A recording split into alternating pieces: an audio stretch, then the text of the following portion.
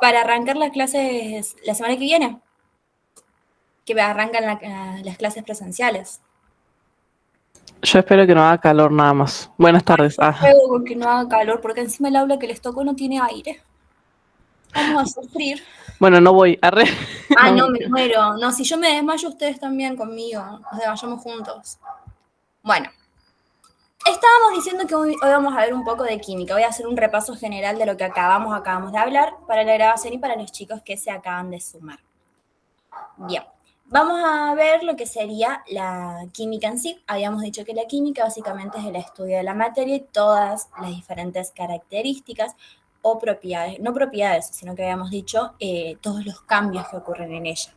Por ende, el eje de esta unidad, o por lo menos, sí, de esta unidad va a ser la materia.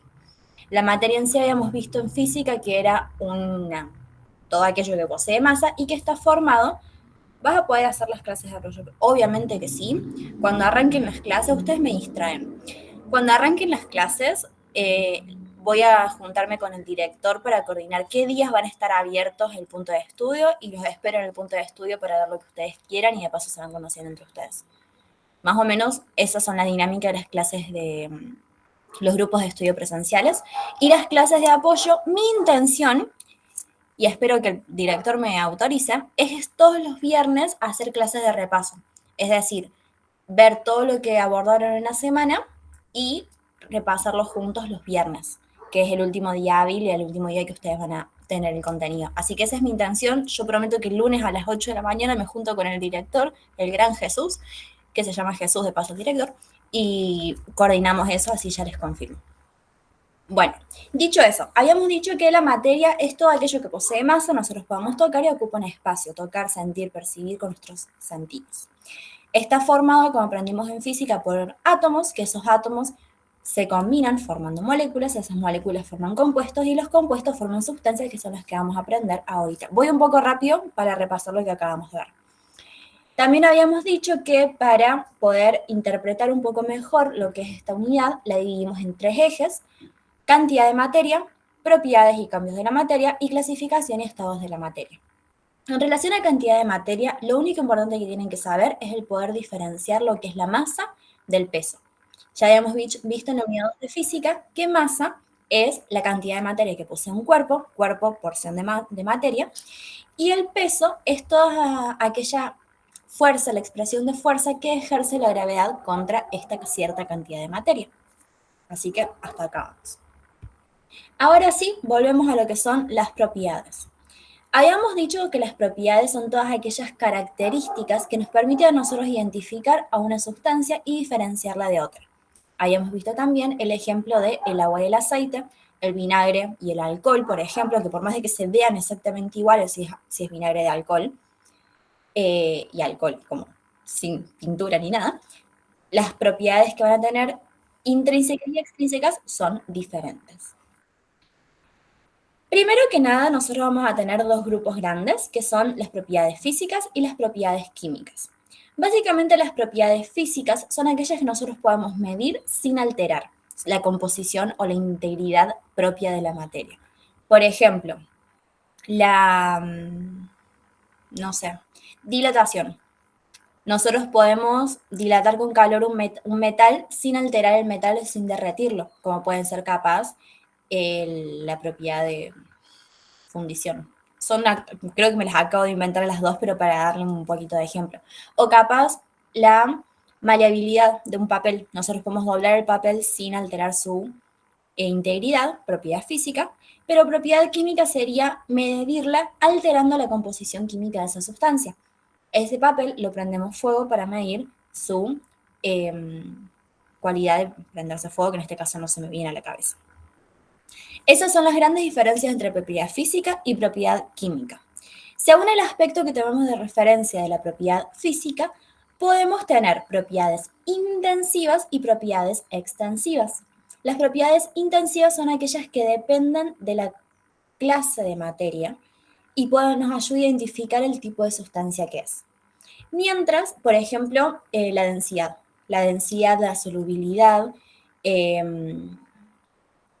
el punto de ebullición dependen del tipo de materia que nosotros, del tipo de sustancia que nosotros estemos trabajando.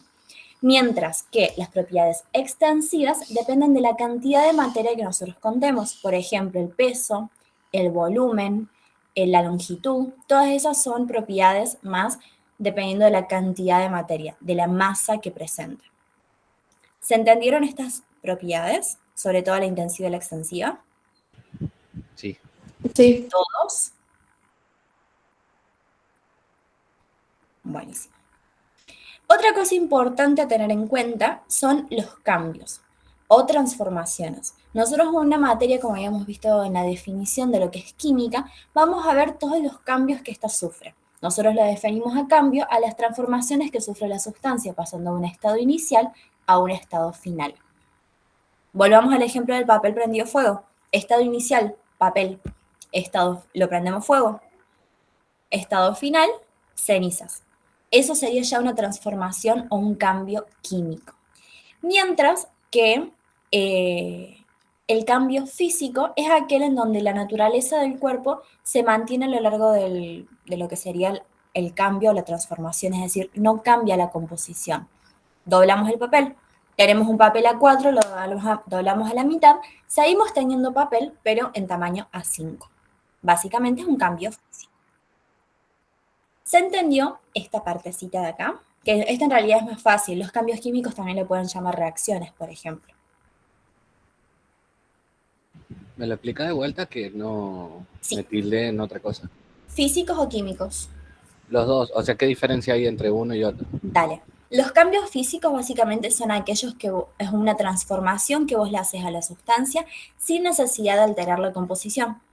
Por ejemplo, cuando vos cortás una madera o un árbol, vos al árbol lo estás talando y le estás sacando partes. No estás convirtiendo al árbol en carbón, por ejemplo, sino que lo estás directamente disminuyendo sus dimensiones. Eso es un cambio físico. La naturaleza de la sustancia o de la materia sigue siendo la misma en su estado inicial, que es el árbol, y su estado final, que es la leña. En cambio, un cambio químico o una reacción química es aquella donde vos sí o sí tenés que consumir el estado inicial de la materia completamente para tener un resultado final o un cambio, una transformación. Por ejemplo, esta leña, cuando le prendemos fuego, todo es prender fuego, se ve hoy. Hoy no tenemos hambre, hoy somos pirómanos. La prendemos fuego a la leña, tenemos carbón. Ya no es más la integridad de la leña, ahora pasó a ser otro compuesto. ¿Se entendió mejor ahí? Sí. Joya. Ahí pregunta la Agus, en esta unidad de actividades, ¿las tenemos que ir adelantando solos o las podemos ir haciendo en las clases presenciales? Yo te recomiendo que si vos tenés la posibilidad, las hagas antes, o por lo menos intentes hacer las que más llegues. Porque la idea es que vos llegues a las clases con las dudas ya plasmadas. No van a tener, por lo menos en las clases presenciales del ciclo, un dictado completo. Acuérdense que tienen 2 días a la semana y son 4 clases por eje temático. Por ende van a ver un poco las cosas bastante intensas o intensivamente grande o como rápido. Por ende yo te recomiendo que lleves ya las cosas hechas y si tenés alguna duda la preguntes a la profe o nos preguntes a nosotros en cualquier momento. Pero más que nada para que vos al momento de ver una unidad puedas automáticamente corroborar el conocimiento, consolidarlo. Sí, las propiedades intensivas y extensivas ANTO son parte de las propiedades físicas, son unas como subcategorías, por decirlo de alguna manera. Porque vos para medirlas no necesitas cambiar el compuesto. Sé que recién les dije punto de ebullición. El punto de ebullición, por ejemplo, es el agua, sigue siendo las moléculas de H2O, no más que una en estado líquido y otra en estado físico, por decirlo gaseoso, más o menos, para ser un día. Pero el libro los toma como parte de las propiedades físicas, si mal no entendí. Bien, vamos ahora a lo que sería los sistemas materiales o los tipos o clasificación de la materia. Acá yo lo que les hice fue, les saqué de un libro, un apunte de química, un mini resumen de todo lo que les voy a decir ahora. Ahí ustedes van a poder ver lo que serían las mezclas, que van a ser homogéneas y heterogéneas, sustancias, que van a ser compuestos o elementos. Eso sería como una hiper, mega resumen. Ahora viéndolo un poquito más detalladamente, nosotros según la composición de la materia podemos decir que esta se diferencia en dos grandes grupos, que son los que vimos recién, sustancia pura y mezcla. Una sustancia pura básicamente es aquella que tiene una composición definida y propiedades distintivas, es decir, que nosotros podemos diferenciarla de otras. Pueden ser simples, los elementos básicos. Nosotros tenemos en el laboratorio, por ejemplo, un tarro de sulfato o sulfato en polvo, azufre en polvo. Nosotros sabemos que esa es una sustancia pura porque es el 100% de ese elemento. Mientras que también podemos tener en el laboratorio compuestos, es decir, aquellos elementos que reaccionaron químicamente para formar un compuesto por la suma de sus moléculas. Por ejemplo, no sé, nosotros para hacer algunas reacciones en el laboratorio de orgánica usamos lo que sería ácido sulfúrico, que es la suma de hidrógeno, oxígeno y azufre. Es un compuesto. Por ende, ahí ya tenemos los dos diferentes tipos de sustancias puras. Sustancia, algo que tiene características definidas, constante, pero pueden ser puras, exclusivamente como muy simples, como el elemento base, o ese elemento combinado con otras cosas. ¿Vamos bien hasta acá?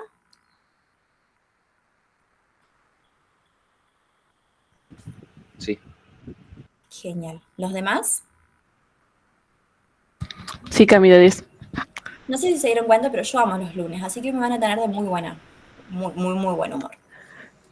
Creo que debo ser la única persona loca que ama los lunes. Bien, y después tenemos lo que serían las mezclas. Las mezclas básicamente es la combinación de dos sustancias, de dos o más sustancias. Estas pueden presentar propiedades también distintivas y dependiendo las propiedades que tengan o las similitudes entre sus propiedades, es si van a ser homogéneas o heterogéneas. En sí nosotros podemos, si son heterogéneas, diferenciarlas por fases. Por ejemplo, nosotros tenemos en un vaso un poquito de arena, un poco de agua y un poco de aceite. Ahí tenemos una mezcla o un sistema heterogéneo compuesto de 3 compuestos, vale la redundancia, y 3 fases. Fase del aceite, fase del agua y fase de la arena. Estas suelen tener las fases o multifases muy definidas, con una zona de separación. Pero también puede pasar que tengamos compuestos homogéneos, es decir, donde nosotros sumemos dos sustancias, en donde no veamos bien definido cuál es la división entre ellas. Por ejemplo, alcohol con agua. Nosotros cuando ponemos alcohol con agua no vemos la diferencia del alcohol con agua, sino que vemos todo algo junto, unido, lo mismo. Eso se le denomina homogéneos. ¿Vamos bien hasta acá? Sí. Genial. A su vez, estas dos categorías se pueden subdividir en cosas más chicas. Las mezclas o sistemas homogéneos pueden ser fraccionables o no fraccionables. Las fraccionables son aquellas, agua y alcohol, que nosotros lo podemos someter a un proceso de fraccionamiento, que ya lo vamos a ver más adelante, para nosotros químicamente dividir el agua y el aceite, como partir de una mezcla, someterlas a un método de fraccionamiento y obtener como resultado final las dos sustancias diferentes. Esto más que nada se hace por lo que sería destilación y cristalización, que ya vamos a ver más a detalle en qué consisten. El otro tipo de sistemas homogéneos sería el no fraccionable, que es lo mismo que decir una sustancia pura que ya aprendimos recién. En relación a las heterogéneas, nosotros tenemos según su dispersión, según su tamaño. Si la dispersión es grosera, fina o coloidal. La dispersión grosera sería más de 50 micras. Por ejemplo, una piedra. La dispersión fina puede ser una emulsión o una suspensión, dependiendo el estado en el que se encuentre. Emulsión es cuando la sustancia o la solución está formada por líquidos. Suspensión es cuando esa sustancia es más que nada sólida o sólido con líquido. Por ejemplo, no sé, cuando nosotros ponemos mucho jugo en sobre en poca cantidad de agua, que nos queda abajo lo que sería esa pastita sin mezclar del jugo, eso Eso es una suspensión. Y una emulsión serían las micelas de aceite que se forman cuando nosotros ponemos en el agua, o por lo menos yo les pongo, porque soy media bruta, los fideos un poco de aceite para que no se me peguen. Yo sé que no se debería hacer, pero bueno. Y ahí se forman micelas, que serían las emulsiones. Y después tenemos lo que son las dispersiones coloidales. Estas en realidad, al ojo humano, son casi imperceptibles. No se pueden medir, sería como ver algo homogéneo. Por ejemplo, la sangre. Nosotros si nos cortamos y vemos la sangre, vemos una gota roja. No diferenciamos las cosas. Pero lo coloidal significa que vos bajo un microscopio podés diferenciar las diferentes partes o fases que presentan estas sustancias.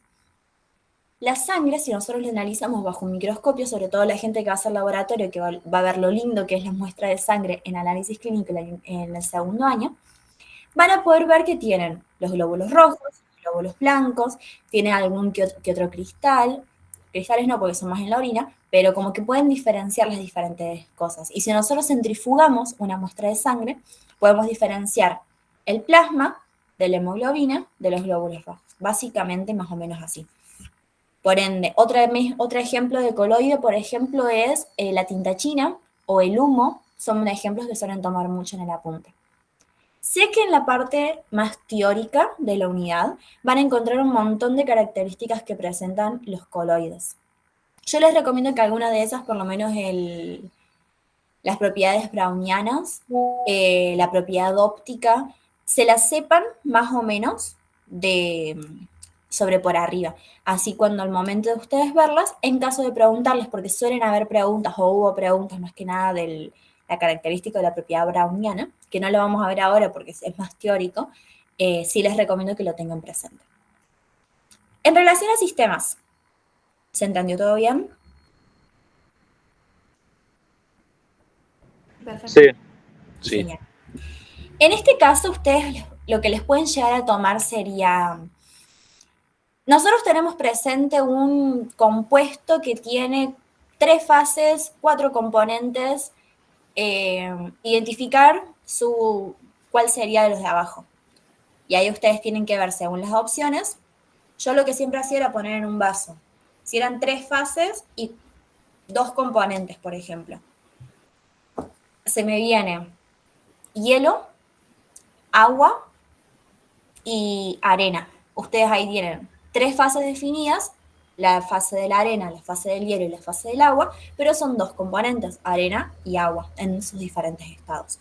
Más o menos así son los ejercicios que les pueden llegar a tomar en el examen. Ponerle lo que serían los diferentes componentes y ustedes diferenciar si forman o no lo que les indica el enunciado. O también les puede pasar que les pongan el nombre ya de la sustancia, por ejemplo, no sé, la sangre, qué tipo de sistema es, y ustedes ya saben que es un sistema heterogéneo coloidal. Más o menos así son los enunciados que les pueden llegar a tomar. Recién también estuvimos mencionando,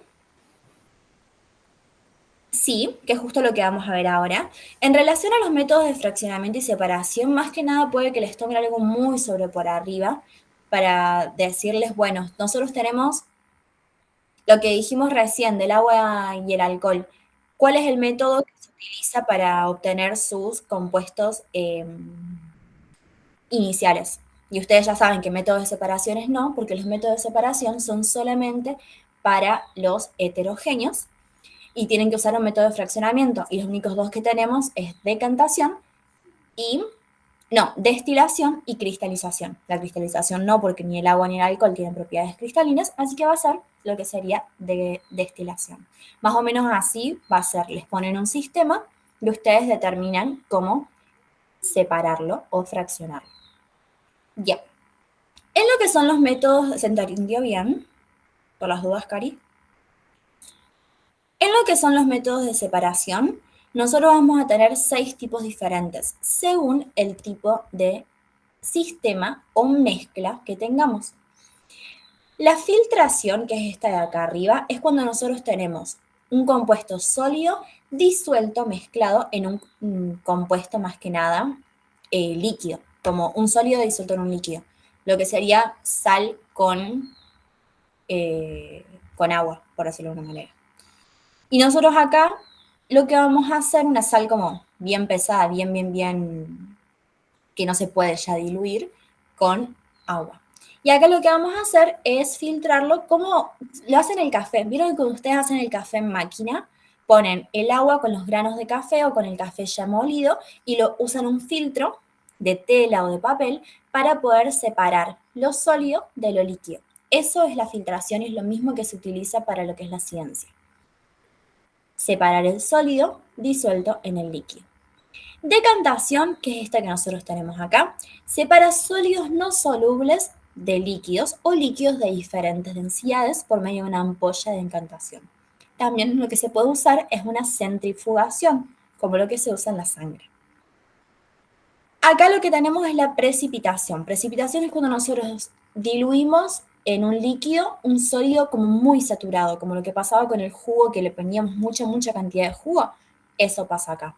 Nosotros nos excedemos en la cantidad de soluto que le agregamos a nuestro solvente, soluto sólido, solvente líquido, y se forma esta insolubilización. Es decir, ya no tenemos más moléculas de agua que se puedan combinar con ese sólido que se está intentando disolver. Por ende, nos queda este precipitado, que dependiendo en realidad las propiedades que tengan, puede ser precipitado o puede ser más suspensión. Imantación es cuando nosotros tenemos presente compuestos o capas más sólidos o líquidos, pero alguno de los componentes presenta propiedades magnéticas. Todas las que aprendimos en la unidad 6, acá las vamos a poder también separar. No sé, nosotros fuimos me acuerdo de que cuando yo era chica en la primaria, para hacernos estos ejemplos, a nosotros nuestra profe de química nos ponía harina y abajo nos metía lo que son las chapitas, las de metal, las flaquitas. Bueno, esas, y nosotros con un imán grande nos poníamos a separarlo. Después, la tamización es cuando nosotros tamizamos lo que es la harina o el pan rallado, sólidos de diferentes tamaños, que se separan por medio de un tamiz. Y la tría también son sólidos de diferentes tamaños, pero estos son más groseros, una dispersión más grosera, en donde nosotros ya lo podemos separar o con las manos o con pinzas. En lo que es el teórico de esta unidad, yo les agregué toda la explicación teórica de estos temas y un video explicativo de cómo es cada uno de los procesos. Así ustedes le van haciendo clic a los diferentes videos y pueden entender más gráficamente cómo es la decantación, por ejemplo, cómo es la destilación, que ya la vamos a ver, todo eso como más en un experimento. Y después tenemos lo que es el fraccionamiento. El fraccionamiento son los únicos métodos que separan o fraccionan lo que son sistemas homogéneos, que no presentan fases. Tenemos dos tipos, la destilación que tanto les mencioné y la cristalización. La destilación es un proceso mediante el cual nosotros tenemos combinados sustancias líquidas en donde a esa mezcla homogénea la exponemos a calor. Aquella sustancia que tenga punto de ebullición más bajo va a romper hervor y va a convertirse en gas o en vapor primero. Ese vapor se va a ir decantando con lo que sería una ampolla de decantación y va a enfriarse en el proceso para tener lo que sería de nuevo el líquido inicial. Nos quedaría el líquido de mayor punto de ebullición en una ampolla y el líquido de menor punto de ebullición ya decantado en la otra. Más o menos así sería el fraccionamiento. Puede ser simple o fraccionada, ya dependiendo de los tipos de sustancias que tengan. Simple puede ser un sólido disuelto en un líquido o fraccionada, los dos líquidos que les acabo de explicar. Mientras que la cristalización es un proceso donde nosotros partimos de acá, lo que es una mezcla en donde presentan algunos de los compuestos características cristalinas. Más que nada puede ser un sólido disuelto en un líquido, como puede ser la sal o el azúcar. Acá nosotros pasa exactamente lo mismo, presentamos o lo exponemos a calor, se rompe en hervor lo que sería el líquido, o se evapora el líquido, por el cambio de temperatura, todo lo que sería esa cosa, y nos queda el sólido cristalizado, básicamente. Estas suelen ser las dos más complejas de nuevo, tienen los videos, cualquier cosa en el teórico que les voy a subir hoy a la noche. Pero a grandes rasgos es mi explicación muy burda. ¿Se entendió? ¿Hay alguna duda entre los métodos de separación o de fraccionamiento? No, No, Cami, todo claro. No, todo bien. No sé si es que yo lo explico muy rápido o ustedes ya son como muy inteligentes que no tienen ninguna duda. Así que yo los amo por eso. No, pasa que, bueno, en mi caso yo vi las clases anteriores, entonces estoy más como, sí, esto lo vi, sí. Joya. Buenísimo. Yo por las dudas, si van teniendo dudas, ya me agarraron confianza, chicos. Ya conocieron literal todas las partes de mi casa con una buena luz. Así que si tienen algo me frenan. Bueno, ahora estamos en lo que serían estados de la materia. Todo lo que vimos recién son las diferentes mezclas que podemos llegar a tener de la materia, donde les iba mencionando sólido, líquido, gaseoso. Básicamente, ahora lo que les explica el apunte son las propiedades más moleculares, la visión más molecular del sólido, líquido y gaseoso que nosotros conocemos de toda la vida. Les hace a grandes rasgos en todo el texto explícito que tienen ahí, les dice que el sólido en sí tiene fuerzas de atracción muy intensas. Es decir, que sus moléculas están tan pegadas que no hay forma alguna de que haya repulsión entre ellas, no hay forma alguna de que se separen, a no ser que se rompan. El orden que va a presentar este compuesto o este estado de la materia sólido va a ser perfecto, es decir, nosotros vamos a poder diferenciar un sólido de otro por la forma que tiene. Una manzana más grande, una manzana más chica, un salero en forma de corazón, un salero en forma normal, por ejemplo, tienen una forma definida. La fluidez, es decir, la calidad con la que se pueden mover las moléculas, es nula, no se pueden mover. A no ser que se rompa, se derrita o se exponga a alguna transformación o cambio químico o físico, no hay forma alguna de que fluyan. El volumen también es definido y a nivel de compresión, ¿se acuerdan que era lo que vimos en volumen o en presión? ¿Cuánto nosotros podemos comprimirlo? Es nulo, porque si nosotros rompemos o apretamos algo sólido, pedí investigar el estado del plasma. El plasma un poquito es lo que hablamos recién. El plasma sería más que nada un sistema heterogéneo. Si querés investigarlo está re bueno. No dudo mucho que te lo vayan o a tomar o a preguntar en el cursillo, pero sí es importante que lo sepas porque es básicamente parte tuya. Y del plasma salen muchísimos de los fármacos que vos tenés ahora. Así que nada, está buenísimo que lo investigues. Bueno, la compresión habíamos dicho que era nula, porque si nosotros comprimimos algo sólido, se rompe. El intermedio va a ser el líquido. El líquido es donde tiene todas las características medias. Fuerza de atracción media, es como que se quieren, pero está ahí. Estamos juntitas, pero nos toleramos. Un orden medio se adapta más que nada a lo que sería la forma del contenedor que tiene. El volumen también es definido, o sea, 1 litro de agua va a ser 1 litro de agua siempre, indiferentemente en qué se encuentre. Y la compresión también es como escasa, porque si nosotros apretamos, no es como que se va a quedar en ese espacio, sino que va a intentar salir por los agujeritos que haya. En cambio, el gaseoso ya es, las partículas, las moléculas de gas se odian completamente. Quieren estar la una más alejada de la otra. Y mientras más grande sea el espacio en el que se encuentra ese gas, mejor, porque se pueden separar una en una esquina y otra en la otra. Por ende, las fuerzas de repulsión es muy intensa. No hay chance de que se toquen. La fluidez también es muy alta. El orden, no tienen orden, son libres, hacen lo que quieren. Serían como, no sé, supongamos que son los hermanos. Acá tiene el hermano mayor, que está todo rectito. El hermano como del medio, ahí tranca, un intermedio, no sufrió tanto. El hermano menor, yo lo comparo con mi hermano menor, que no vea nunca estas clases, es así, es libre, rebelde. Así que la forma indefinida también adquiere la forma del contenedor. Por ende, si nosotros abrimos un desodorante, el desodorante está en algo chiquitito, pero si lo abrimos va ese desodorante a invadir todo el garage que nosotros tenemos acá. Por ende, es como que indefinida, pero se adapta al lugar en el que está. A grandes rasgos, toda esa explicación, ¿se entendió? Creo que me fui de las manos. No, sí, de 10. Joya. Sí. Y otra cosa que también tenemos son los cambios de estado, que es esta partecita de acá.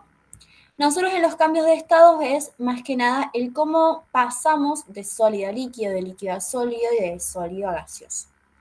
Que acá se los resumí en un cuadrito. Si pasamos de sólido a líquido, tenemos fusión. Si pasamos de líquido a gaseoso, tenemos vaporización.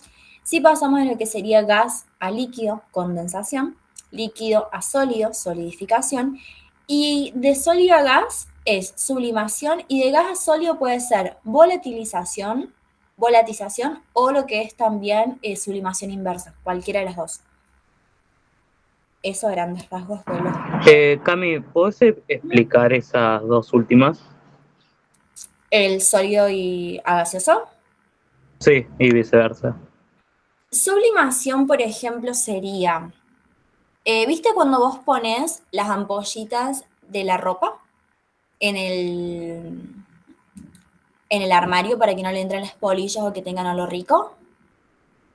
Sí. Que a poquito como que se va consumiendo sin pasar por el estado líquido, es como que el aire las va como separando de cierta manera. Eso es sublimación. Es que vos, algo sólido, se vuelva como más aireado hasta el punto de que ya se convirtió en gas. Sería como que se va degradando. Exacto, también se va degradando, pero sin pasar por el estado líquido. De acá es sólido a gaseoso. Puede ser algo como la erosión de las piedras en la costa. Puede Tipo, ser. No sabría exactamente el proceso de erosión, porque puede que la erosión se convierta en polvo. Según interpreto, no tengo ni idea yo de eso, pero sí es similar a lo que estamos diciendo. Y la volatización o la sublimación inversa es lo contrario. Vos tenés algo de gas y lo convertís en un sólido. No se me viene ahora ningún ejemplo, pero no sé. Flasheando un poquito. Nosotros tenemos, no sé, convertí en gas lo que sería polenta, qué sé yo. Y esa polenta que está en gas, yo la someto a un proceso de sublimación, que ya, si querés, yo te busco y te pongo el video de sublimación inversa, porque ese sí no lo vemos nunca. no, está bien, cualquier cosa lo veo por mi cuenta. Muchísimas gracias, porque ya te estaba como flasheando mucho con la polenta, que es lo único que se me ocurre. Buenísimo. Seguimos entonces con lo que es la unidad 2. De la unidad 1 es muy teórico a grandes rasgos. Yo les recomiendo que se sepan bien diferenciar los tipos de propiedades entre intensiva y extensiva y lo que sería también los sistemas homogéneo del heterogéneo. En relación a mecánica cuántica, acá en realidad vamos a tocar un poco muy sobre por arriba lo que aprendimos en atomística. Sabíamos que mecánica cuántica o la teoría cuántica, es más que nada la parte de la física que se encarga de analizar las partículas subatómicas. Ya aprendimos que Planck determinó que básicamente la energía es discontinua. Bueno, Einstein puso el efecto fotoeléctrico, pero eso en realidad lo menciona el libro, por eso se lo puse. De Broglie le dio una propiedad ondulatoria, es decir, que los átomos y los electrones viajan de esta manera, en forma de onda electromagnética. Heisenberg habíamos dicho al principio de incertidumbre, pero a que nosotros nos interesa más sería Schrödinger. Sería básicamente esas ecuaciones que hizo para poder determinar que la zona de mayor probabilidad en la que se puede encontrar un electrón, básicamente. Esas ecuaciones que hizo Schrödinger dieron como resultado final lo que serían los números cuánticos. El número cuántico principal, secundario, magnético y de spin, que es lo que nosotros vamos a analizar más que nada ahora. Lo que es en relación a la teoría, la primera parte de la unidad, repite exactamente lo mismo que aprendieron en lo que es atomística de física. Lo mismo. Por ende, léanlo sobre por arriba, tampoco se explayen tanto, porque lo importante acá en realidad es que ustedes sepan diferenciar los números cuánticos y pueden dejar lo que es atomística para física, que se los van a tomar más que nada ahí. Entonces, habíamos dicho que un número cuántico básicamente son valores que nos indican las características que debe presentar ese electrón en cierto momento. Y la junta de los electrones, de los números cuánticos, es esa zona de mayor probabilidad donde nosotros podemos encontrar o diferenciar ese electrón de otros. Habíamos dicho que nosotros tenemos el número cuántico principal, que también se puede representar con la letra n, el número cuántico secundario, azimutal, que se puede representar con lo que sería la letra L, magnético, M, spin, S. En sí, el número cuántico principal va a diferenciar lo que sería el tamaño de la órbita, el nivel de energía principal en el que se encuentra, y va a ir desde valores del 1 al 7 o desde las letras K a la Q, que las letras ya también las habíamos visto en lo que era la captura electrónica. Esta en realidad es importante que tengamos presente que mientras mayor sea la energía, mayor va a ser el nivel en el que nos encontremos. A mayor nivel, más energía va a presentar. Si lo relacionamos con la tabla periódica, el nivel en el que nos encontremos va a ser una directa relación a nosotros, a decirnos el periodo en el que se encuentra. Ya cuando veamos tabla periódica en la unidad 3, vamos a saber que los periodos son las filas y los grupos son las columnas. Por ende, por ejemplo, si yo tengo un átomo que es un elemento, que es el sodio, que el sodio tiene, si mal no recuerdo, 22 electrones, supongamos, pero no es 22, es 20 y algo. Termina en un S1, la configuración electrónica. Por ende, nosotros sabemos que ese un S1, el 1 grande, nos dice que sería el número cuántico principal y la fila número 1, por así nombrar. Es pésimo el ejemplo que les di porque no me acuerdo ni dónde se encuentra el sodio en la tabla periódica. Creo que es en la fila 4 o 3 por ahí, pero a grandes rasgos esa sería la explicación. El número grande sería el número cuántico principal. ¿Se entendió el número cuántico principal? Sí. O sea, si yo tengo, por ejemplo, tengo un nivel en 7 o Q en este caso, podría ser también, estaría más alejado del núcleo del átomo, ¿no? Sí. Y tendría menos carga eléctrica, ¿sería? No, menos energía. En realidad tendría como más energía cuántica, pero menos atracción hacia el núcleo, es más fácil de sacarlo. Es complejo en realidad. Ahí está, eso no me salía. Era lo que, o sea, tendría menos atracción hacia el núcleo si está Exacto. en los niveles más últimos. Bien. Sí.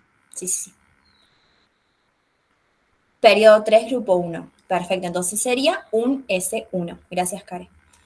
Bien. El azimutal es el número cuántico secundario, es decir, nos va a determinar el subnivel en el que se encuentra.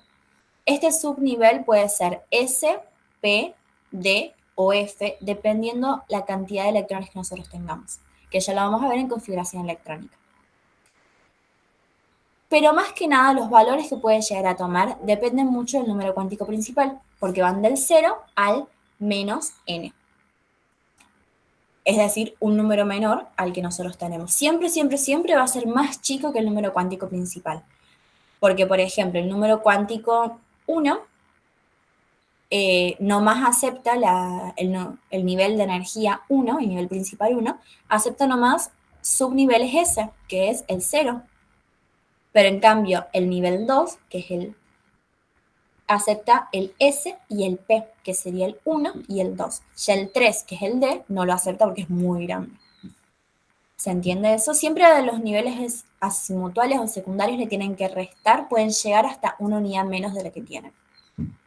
Este más que nada nos indica la forma que puede llegar a adquirir este orbital, ya sea forma circular, forma elíptica, forma ya tridimensional, dependiendo en realidad si es S, P, que son los dos hélices como si fuese un moño, D, ya tridimensional. Las formas en realidad no son necesarias que se lo sepan.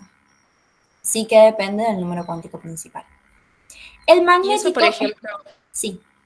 Perdona, y eso en el examen, porque por ejemplo yo así no lo entiendo, pero yo lo único que sé de eso es configuración electrónica y me guío por la escalerita o sea, porque me la sé ya la que está en la tabla. Sí. ¿Nos tomarían así como nos estás explicando vos, más específico, o solo ejercicios que tengamos que aplicar la configuración electrónica? Pueden tomarlo de las dos maneras. Pueden tomarles unir con flechas de lo teórico. Pueden tomarles a partir de los siguientes números cuánticos diferenciar el elemento que se encuentra, o cuál es el número cuántico del elemento calcio, por ejemplo. Cosas así les pueden llegar a tomar. Bien, bien. Ahí vamos a ver de igual manera cómo reconocer los números cuánticos a partir de la configuración electrónica. Así que no se preocupen por eso. Estábamos en el magnético. El magnético básicamente nos indica la orientación que va a tener ese electrón. Esto siempre que se exponga a un material con propiedades magnéticas. Es decir, nosotros tenemos el átomo y le ponemos un imán. Ese imán va a determinar la orientación que tenga el electrón con relación al imán. Básicamente eso. Hayamos dicho que la letra representativa es la M, y los valores dependen mucho del número cuántico secundario, porque van del menos L al 0 al más L. Básicamente, ustedes van a tener lo que sería, si por ejemplo estamos en el subnivel 2, van a tener del menos 2, menos 1, 0, más 1, más 2. Eso es la posibilidad de números magnéticos que pueden llegar a tener. Y el spin nos indica la rotación que va a tener ese electrón sobre su propio eje. Si es positivo, gira en sentido horario, van a indicar la fecha para arriba, y si es negativo, es sentido antihorario y indica la flechita para abajo.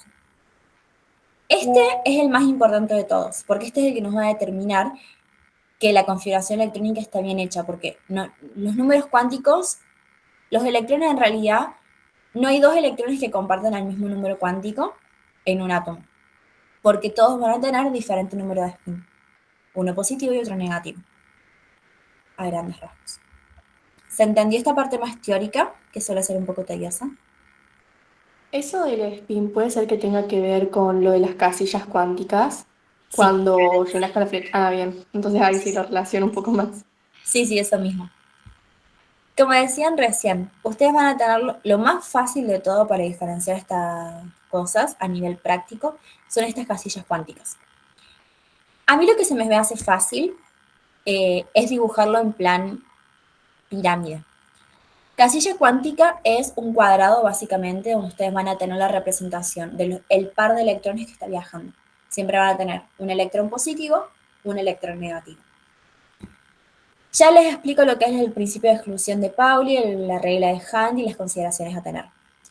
Pero lo que yo les recomiendo a la hora de hacer lo que sería una determinación del número cuántico es, primero, fijarse en el último número o la posición del último electrón. Que ya lo vamos a hacer, todo esto lo vamos a relacionar cuando veamos configuración electrónica, que va a ser todo más fácil, ahí se los prometo. Una vez hecho eso, vamos a dibujar las cosas acá. El primer cuadradito está solo porque es el nivel S. El nivel S nomás acepta, o el subnivel 0, acepta lo que serían 2 electrones. El P acepta 6, por eso tenemos 3 positivos y 3 negativos. El D acepta 10, y el de abajo 14, a grandes rasgos. Siempre tienen que empezar a completar. Por ejemplo, recién habíamos dicho que el sodio está en el periodo 3, grupo 1. Por ende, el último electrón es 3s1. Ponemos como número principal el 3, vamos a la casilla S y nos queda 1. Dibujamos ahí el palito. No sé si puedo dibujar acá. Déjenme ver si puedo dibujar. Yo la verdad que no entendí nada de esto. Bien, vamos de nuevo. A mí me pusieron acá. Pues esto en realidad sí es más complejo. Cami, Sí. yo tengo una duda respecto de eso, porque si bien vi las clases que hiciste el año pasado e hice algunos ejercicios sola, lo que no me termina de cuadrar es cuando, porque yo digo, bueno, en el primer nivel está el S, ¿verdad? Y Sí. así. Entonces yo digo, ¿por qué hay veces que ponen 1S o 2S? Eso me Eso confunde. depende en realidad del nivel en el que te encuentras. Ah, bien, o sea que el S es la cantidad de electrones que entran en... El S es el subnivel. Es el bloque donde te encuentras. Vamos a buscar una tabla periódica. Ahí les estoy compartiendo en la pantalla en el teléfono, ¿se ve? Sí, se ve bien. Bien. Les busco la tabla periódica. Tabla periódica. Y ahí lo vamos a analizar juntos. Para que también vayan entendiendo un poco mejor, pero a niveles gráficos. Les voy a dar vuelta a la pantalla. A ver si les deja. Bien, ahí está. Esta de acá sería la tabla periódica. Ustedes lo que van a tener son diferentes dentro de lo que serían los bloques, periodos y grupos, que también lo vamos avanzando un poco a lo que es la unidad 4. Las filas, que serían del 1 al 7, son los periodos que ustedes tienen. Y los bloques, que van del 1 al 18, son, o los grupos, o las columnas, son los grupos. Yo les había tomado de ejemplo lo que es el sodio. El sodio tiene el número grande, que ustedes ven acá, no sé si lo podemos hacer zoom. El número grande son la cantidad de electrones que tienen, es decir, el número atómico, el Z. Y el 22,9 o 23, cuando ustedes vayan a hacerlo en la calculadora, es el número másico, es decir, los protones y electrones que tienen. ¿Hasta acá vamos bien? Un poquito la explicación del sodio, así recordamos los números. Sí, Pi. Sí. Lo que vamos a hacer ahora es la configuración electrónica. De paso ya avanzamos y ya fuimos con el temario, pero es importante porque si no, no lo van a entender. O por lo menos yo no se los voy a poder explicar. Configuración electrónica, a grandes rasgos, es una representación gráfica de cómo está distribuido esos 11 electrones que tiene el sodio en este caso dentro del átomo. Nosotros habíamos dicho que el átomo presentaba el núcleo, circulito ahí, tranca la blanca, y los 7, 3, 5, 6, 7. Las 7 orbitales u órbitas que pueden llegar a tener, que van del 1 al 7, de la K a la Q. Es decir, nuestra configuración electrónica nos va a decir cómo están distribuidos acá.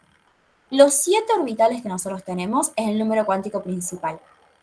Adentro de cada uno de estos 7 orbitales, dependiendo el número en el que nos encontremos, va a ser el subnivel en el que se encuentre. El subnivel L pueden ser S, P, D o F. Supónganse que estamos en el cine. Y en el cine tenemos lo que serían las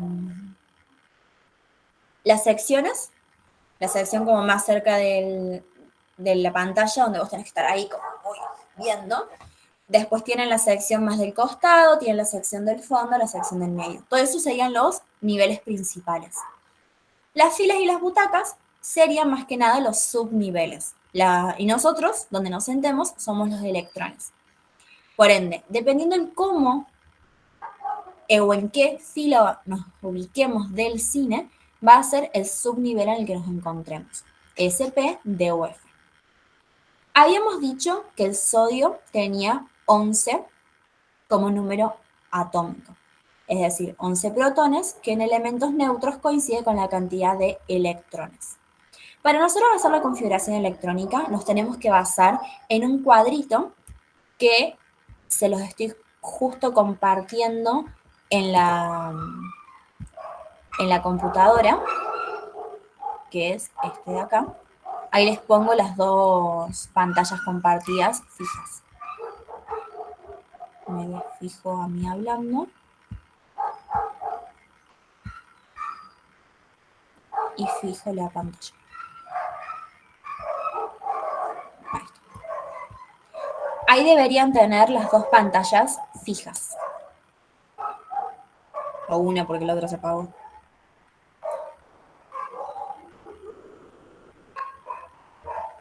Bien.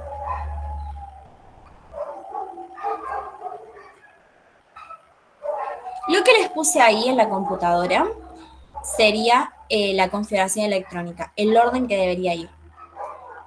Vamos a tomar de ejemplo este 11 y nos guiamos de lo que tenemos acá abajo, que es la configuración electrónica. Este 11 nosotros vamos a distribuirlo en el espacio, siempre arrancando por el bloque 1S, que es la primer pelotita que nosotros tenemos acá. Esta de acá. 1S. En el bloque S nomás pueden entrar 2 electrones, por ende ubicamos el 2. Ya de esos 11 nos quedan nomás 9 electrones. Y así seguimos sucesivamente esta fila o este orden que nos da la configuración electrónica para completar los 11 electrones. 1s2, 2s2, 2p6, ahí ya damos 10, 3s1. ¿Se entendió lo de la configuración electrónica? Sí. ¿Todos? Yo la verdad que Sí. no, pero seguí porque como no pude ver nada de química, hasta que lo vea, no me voy a dar Claro. cuenta. Yo tengo una pregunta. Sí. Por ejemplo, si tenemos un elemento que tenga una mayor cantidad de electrones, ¿podemos saltearnos a algún subnivel e ir a otros para que, o sea, porque como entran solo 2 en el primero, para que sea mucho más fácil o demás, o siempre se empieza por sí o sí por el 1S?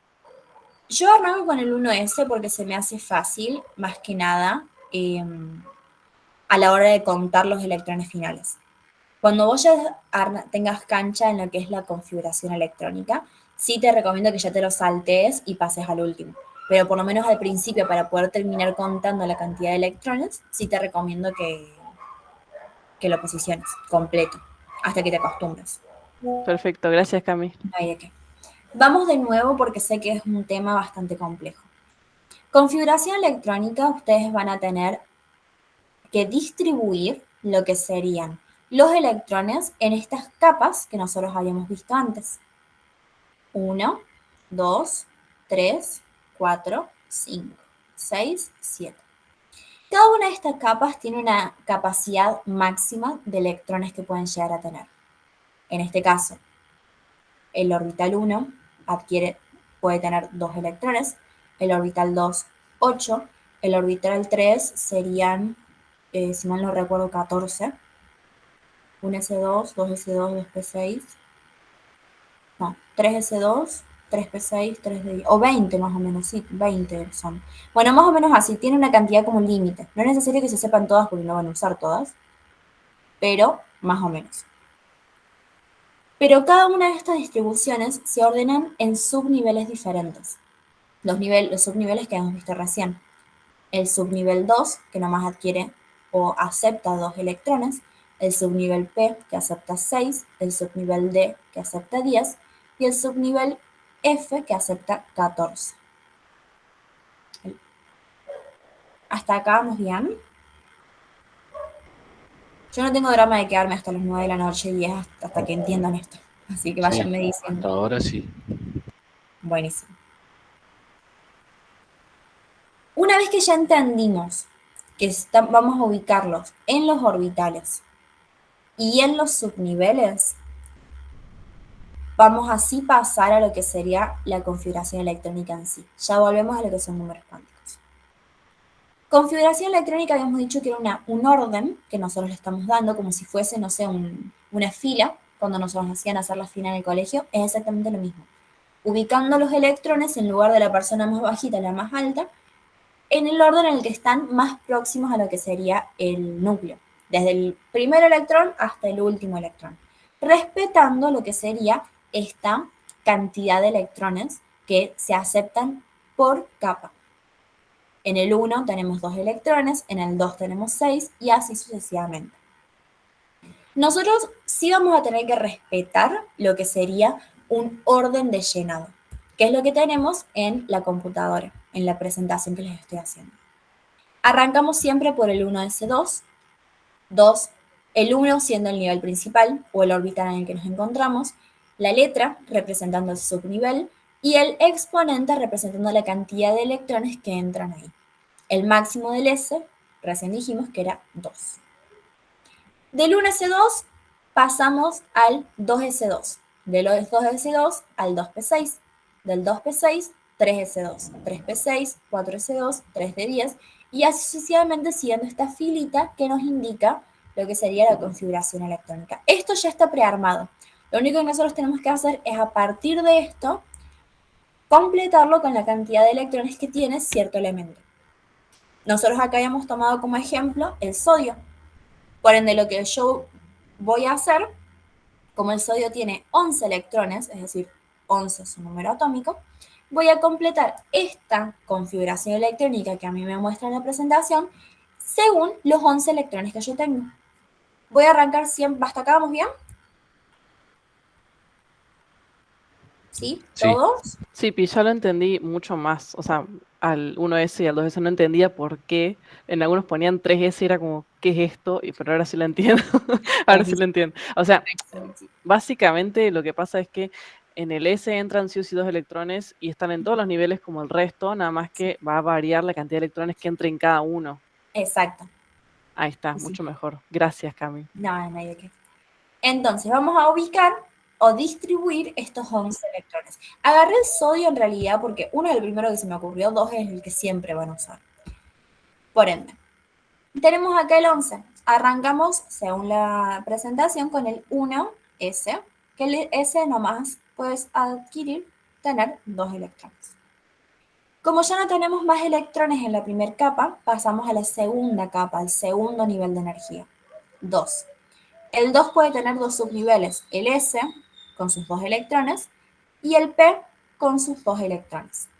Ojo que no es siempre en fila, no va a ser primero el 1, después el 2 y después el 3, sino que a partir del 3D se van a ir mezclando las cosas. Por eso es importante siempre tener el cuadrito de guía.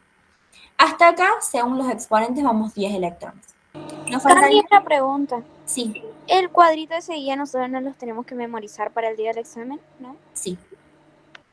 Con la cantidad de práctica que vas a tener de acá hasta el final del cursillo, no te va a hacer ni falta aprender de memoria. Yo lo que hago o lo que hice para en su momento saberme bien lo que es la configuración electrónica, literal, me senté con una hoja en blanco, la tabla periódica al lado y empecé a hacer, agarraba cualquier elemento random, principalmente representativos porque de transición interna o de transición no les van a tomar, pero cualquiera de los representativos que ya vamos a ver cuáles son, agarra cualquiera y ponete a hacer la configuración electrónica. Y ahí te lo vas a saber de memoria. Buenísimo. No sea más acá. ¿Qué? Nada. Genial. Y lo último sería un S3S1. Ahí ya terminamos con lo que sería la configuración electrónica en Te hago sí. una consulta. Sí. 3S1 es porque ya tenemos 10 y solo nos falta uno. Exacto. O sea, el número, por ejemplo, el exponente, que no es exponente, como máximo es 2, pero puede ser menor. Se puede usar otro número menor. Sí, se puede usar otro número dependiendo en realidad la cantidad de electrones que vos tengas en el elemento en sí. Pero si hubiese siempre, sido el magnesio, por ejemplo, que es 12, ahí sí ponemos el 2, con las casillas completas. pero siempre usando, siguiendo la línea esa. Siempre, siempre, siempre. Te hago un ejemplo, te pregunto, por ejemplo, si fueran 13, vos no te podés saltear al 4S2, por ejemplo, o 4 o 5. No, vos tenés que ir al 3P y ahí completarlo, por ejemplo, 3S2 sería 12, 3P1. De ahí ya tenés los 3. Ahí lo entendí. A partir de acá sí vas a pasar al 4S2. ¿Lo entendiste? Sí, ahora lo entendí. Muchas Sí, gracias. no. Y gracias por la paciencia. No, por favor, sí, para eso estoy. Buenísimo, además el lunes y el lunes es el mejor día de la semana. Ahora ya todos entendieron la configuración electrónica. ¿Sí? Genial. ¿Podemos ver un ejemplo más? Dale, les voy a pedir en realidad a ustedes que hagan un ejemplo. No lo vamos a hacer juntos, lo van a hacer ustedes. Quiero que me hagan, ¿querés elegir uno vos? Si es representativo. ¿Puedo elegir cualquiera? ¿Cualquier elemento? Cualquiera. No sé, ¿el oro? ¿O no? Te recomiendo que sea uno de representativo, de los que están en las filas grandes. Sí. ¿El flúor? ¿Puede ser? El flúor, perfecto. El flúor, les voy a escribir acá, tiene como número másico 9.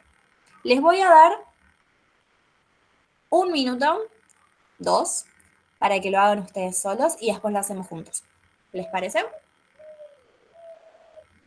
Así de paso van practicando. Sí, Si no sí. les sale no hay drama, prefiero que se equivoquen acá conmigo a que se equivoquen después en el examen. Y tenemos todo un mes para corregir.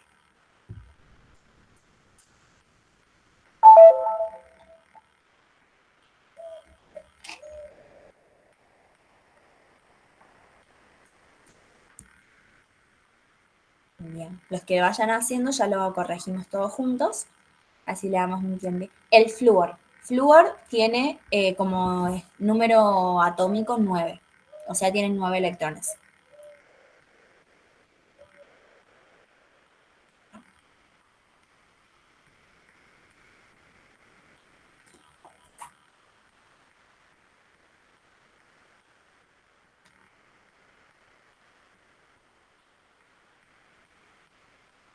Cami, ¿te parece que después hagamos con uno que tenga Z más grande? Porque ahí viste que se empiezan a mezclar, Sí, entonces sí. como para que... Bien.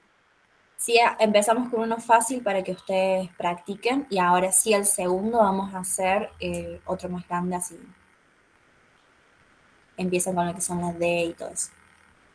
¿Ya terminaron todos? ¿A alguien le falta? Sí, yo ya terminé. Buenísimo. Necesito que Terminé. uno, que no sea de los que hablan siempre, o todos a la vez, escriban cuál es el resultado final. Mientras, yo se los voy escribiendo acá.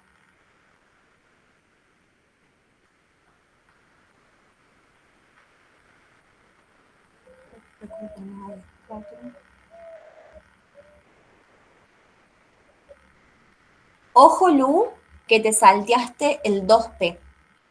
No pasa en orden, sino que sí o sí tenés que respetar lo que sería todo el resto. Perfecto, estoy orgullosísima. Ojo, Luca, también con el 2P5. Pero el resto, excelente. ¿Les parece que como ultimísima, hagamos el... No había drama. Cromo. No, el bromo. El bromo tiene como Z 35. Y se pueden guiar, es más, se tienen que guiar del cuadrito de la configuración electrónica. Ahora sí les voy a dar un poquito más de tiempo. Una pregunta. Sí, En el anterior, que era 1S2, 2S2, ¿y por qué pasa al 2P y no al 3S? porque vos tenés que respetar el orden de la configuración electrónica. ¿Estás viendo la pantalla compartida tanto del teléfono como de la computadora? Sí. Bien, en la computadora yo acá te mostré que tenés que sí o sí respetar un orden, que serían las capas que vos tenés. El S siempre va a ir acompañado del P. El bloque S y el bloque P van juntos de la mano. El D sí ya va diferente, pero vos tenés este orden, estas flechas, en donde tenés que seguir 1S2, 2S2, 2P6, 3S2. Claro, uno abajo del otro, claro, está bien. Exacto. Bien, ahí ponen que ya está listo. ¿A alguien le falta? Damos un tiempitito más. A mí me falta todavía. Buenísimo. Tenemos otro minutito más, entonces se los dejo porque sé que este es largo. Mientras lo voy sacando esto.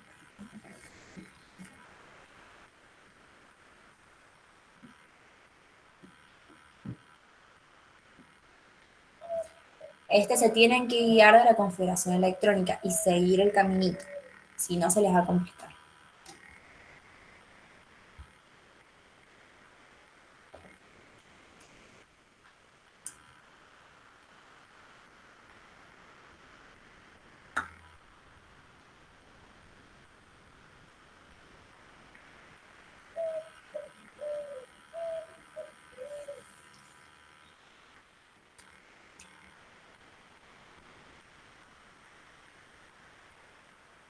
¿Ya estamos? ¿O necesitamos un tiempito más? ¿Listo? Bien. Ahí Santi puso 1S2, 2S2, 2P6, 3S2, 3P6, 4S2, 3D10, 4P5. El que puso Santi está perfecto. Janet, pusiste uno de más, creo. Ahí ten cuidado porque pasaste al... pusiste sí una de más, un par de más, pero no pasa nada.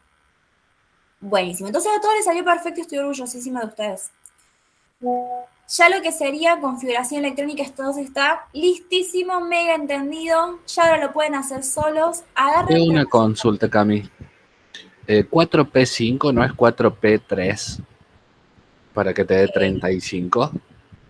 No, porque termina con 5. Igual ahí lo hacemos, lo escribimos acá. Un S2, 2S2, bueno, supongamos un S2. 2P6, ahí ya vamos 10 electrones. 3S2, 3P6, 4S2, ahí ya vamos 20 electrones. 3 de 10, ya vamos 30. Y te faltan nomás los 5. 4P5. Ah, yo me salté el 4P, puse el 5S2, ahí me equivoqué yo, perdón. Ah, bueno, sí. No, no pasa nada. Bien. Ya que entendimos y recontra requete mil le salió re bien lo que sería configuración electrónica. ¿Les parece que volvamos un poquito más atrás hacia notación científica? No es notación científica. ¿Números cuánticos? Sí. Sí. Bien. Volvamos a mi hermoso y querido sodio. ¿Se acuerdan que el sodio terminaba en 3S1, verdad?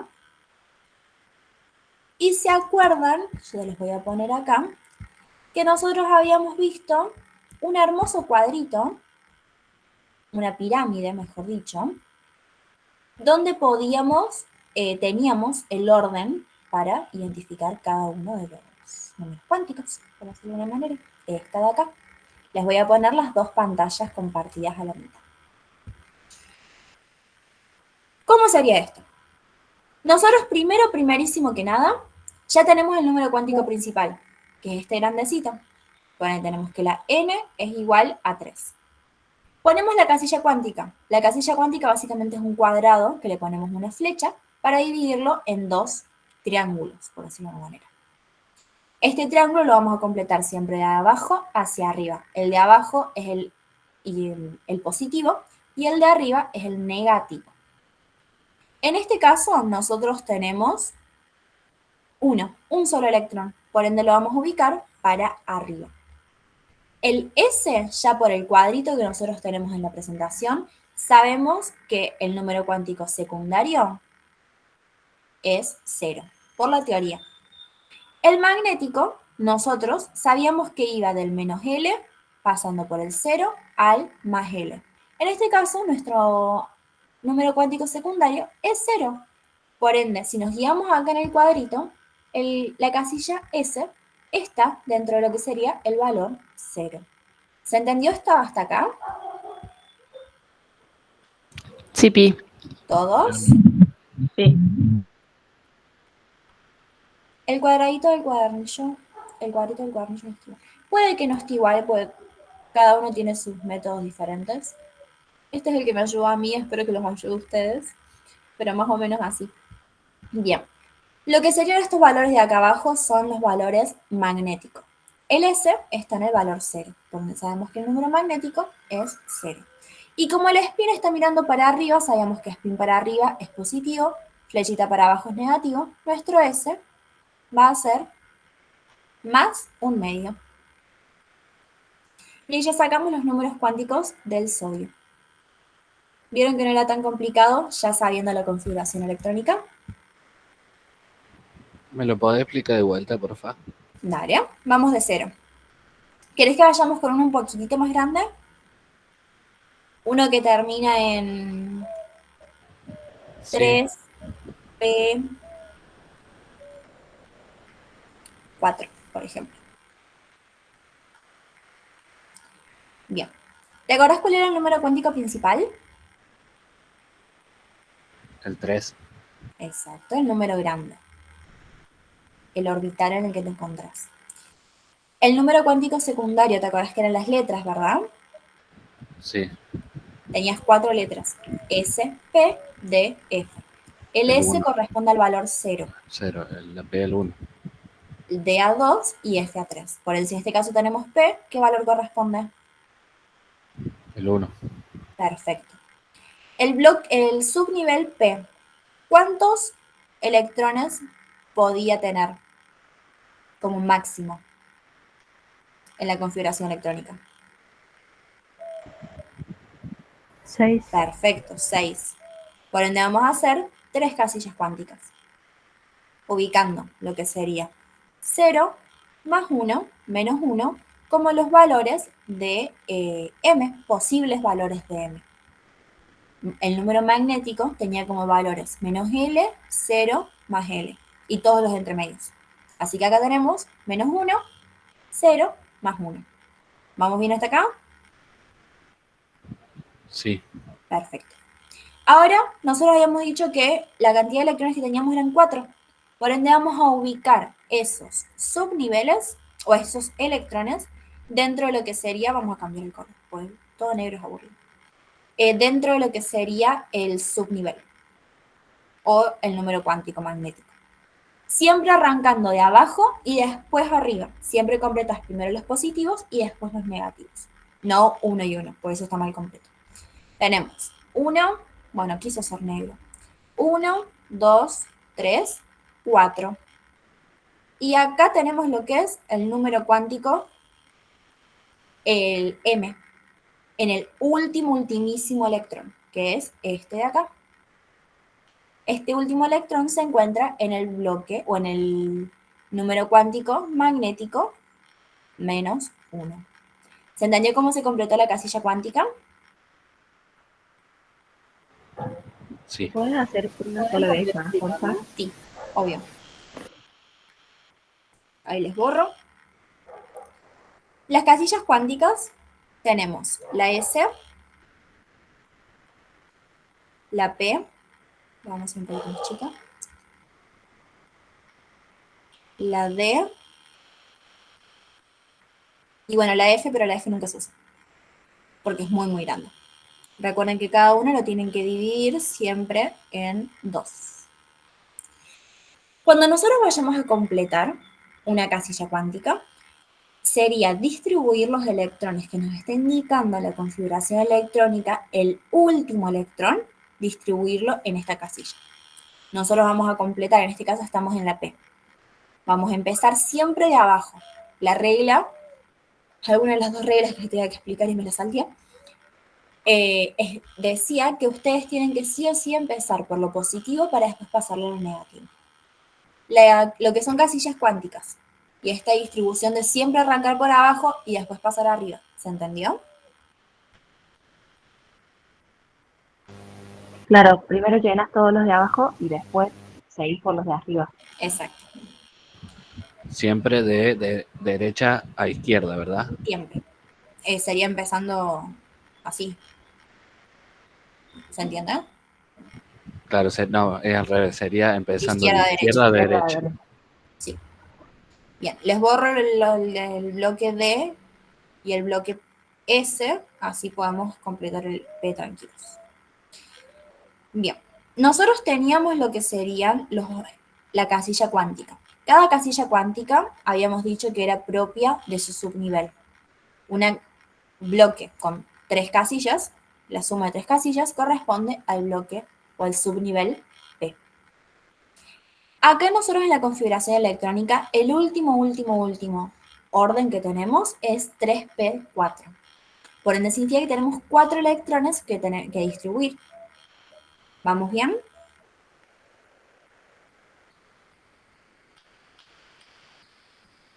Sí, está ahí, sí. Las que me pidieron repetir. Sí. Perfecto. Sí. Teníamos entonces 4 electrones. Ya hemos dicho, repetido y muchas veces ya he dicho mucho énfasis de que empezamos por abajo. Por ahí tenemos 1 electrón, 2 electrones, 3 electrones, 4 electrones. Este de acá, el último electrón, es el que nos va a determinar a nosotros dónde o cuáles son los números cuánticos. Habíamos dicho ya que el número cuántico principal lo determina el nivel, el 3, el número cuántico secundario lo determina el subnivel, pero el número magnético lo determina su posición en la casilla cuántica. El número magnético habíamos dicho que iba del menos L, 0 a más L. Distribuyéndolo acá en la casilla cuántica, menos 1, 0, más 1.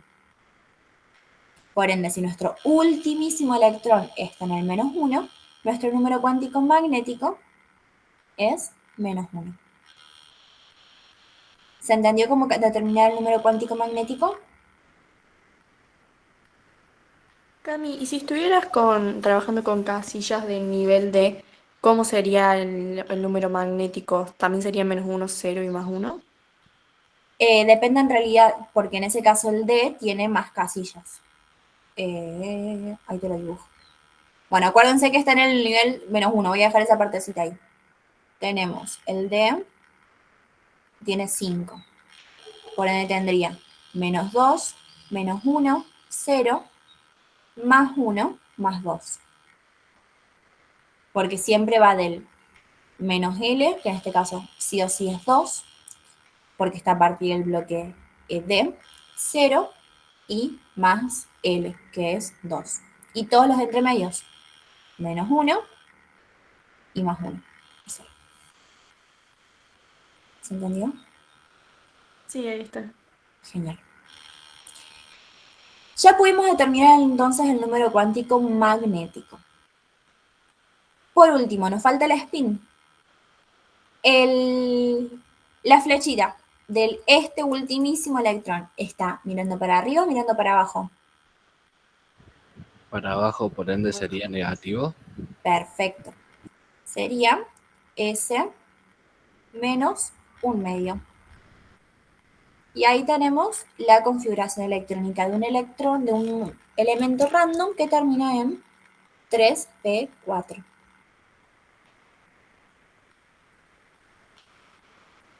¿Se entendió esa partecita de ahí? Cami, ¿sabes qué no entiendo? Lo de la flechita para arriba y para abajo, eso no lo entiendo. No entiendo a qué te referís. Bien. Ahí lo dibujamos correctamente, así no se confunde. Volvemos a hacer la casillita. Les divido en triangulitos. Flechita para arriba es esto de acá. Todas las que están abajo, en el triángulo de abajo, es flechita para arriba. Flechita mirando para abajo son las que van arriba. Ah, listo. Ahora sí, ahora lo comprendí, entendí a qué te querías referir. Gracias. Perdón, no hay de qué. ¿Se entendió entonces cómo determinar los números cuánticos? ¿Sí? Perfecto. Otra cosa muy importante. Nosotros a partir de los números cuánticos y la configuración electrónica podemos determinar lo que sería la posición de un elemento en la tabla sin necesidad de saber qué elemento es. Primero nos fijamos en su número cuántico principal. Para el grupo nos fijamos en la suma de los electrones de su último nivel. Y en el bloque básicamente son secciones dentro de la tabla periódica, nos determina el número cuántico secundario. Se los digo ahora, se los voy a repetir de nuevo cuando veamos la unidad 3. Pero a partir de lo que nosotros acabamos de aprender, los números cuánticos y la configuración electrónica, podemos posicionar un elemento sin necesidad de saber qué elemento es. O sea que eso está repitiendo. ¿Quedó alguna duda con respecto a configuración electrónica? Les tengo que terminar de explicar esto. La regla de Pauli, básicamente, de exclusión de Pauli a grandes rasgos, dice que no puede haber dos electrones con los cuatro números cuánticos principales. Que eso también ya lo habíamos visto en la teoría, porque siempre vamos a tener el número de spin diferente. Así que ojo con eso. Y la regla de Hunt dice que siempre hay que completar primero los positivos y después los negativos, cosas que ya también los tenemos mil revistas. Por último, algunas consideraciones que les puse. Dice: la casilla cuántica se empieza por el positivo y después el negativo, y el número cuántico simultáneo nos permite conocer la posición del electrón en la tabla, es decir, el bloque en el que se encuentra. Creo que no les puse nada más, ¿no? Bien. Pasamos al siguiente tema.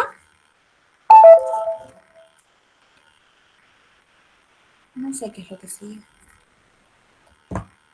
Vamos a la siguiente diapositiva, por si dice algo importante ahí. Bien, la siguiente diapositiva. Acá un poco en realidad lo que les puse fue de nuevo la configuración electrónica, cómo está formada, el número cuántico principal, el número cuántico secundario y la cantidad de electrones, lo que es el completar la regla de la configuración electrónica según el diagrama de Moller. Y después tenemos la tabla periódica. ¿Les parece que avanzamos por la tabla periódica? ¿Sí? Genial. Tabla periódica básicamente es, me voy a sentar diferente porque ya me está doliendo las piernas. Podemos decir o definir a tabla periódica como el orden o la distribución que adquieren lo que serían los elementos según sus propiedades, a grandísimos rasgos. Una definición más piola es la que pusimos que dice representación gráfica en forma de cuadro de los elementos descubiertos hasta el momento. En la tabla periódica ustedes van a encontrar todísimos los elementos que tenemos, ya sean naturales o artificiales. Un poco de historia que dice el apunte, básicamente dice que al principio los elementos se iban descubriendo tranqui, pero como que no le daban un orden alguno y pasaba de, por ejemplo, el sodio al cloro. Sí, no sé si habían prendido el micrófono. Que eran elementos como un metal y un no metal, sin relevancia o sin alguna. Por ende, lo que hicieron Mendeleev y Meyer, que son los dos creadores de esta distribución de la tabla periódica, fue ordenar los 108 elementos que se habían encontrado hacia ese momento, con lo que sería una distribución según sus números cuánticos y sus propiedades. Pusieron a todos los metales juntos, a todos los no metales juntos, a los elementos de transición juntos, y también fueron bastante visionarios y dejaron espacios libres para futuros elementos a ser descubiertos, como pueden ser, por ejemplo, los lantanios y actinios, que son elementos de transición interna. Eso un poquito de la historia.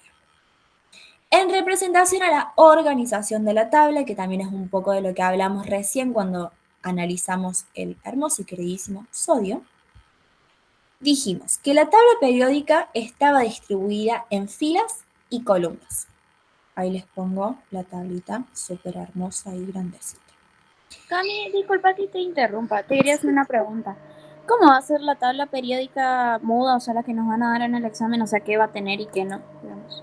Va a ser exactamente igual esta tabla, sin los colores, sin las líneas divisorias entre los nobles, los metales y los metaloides.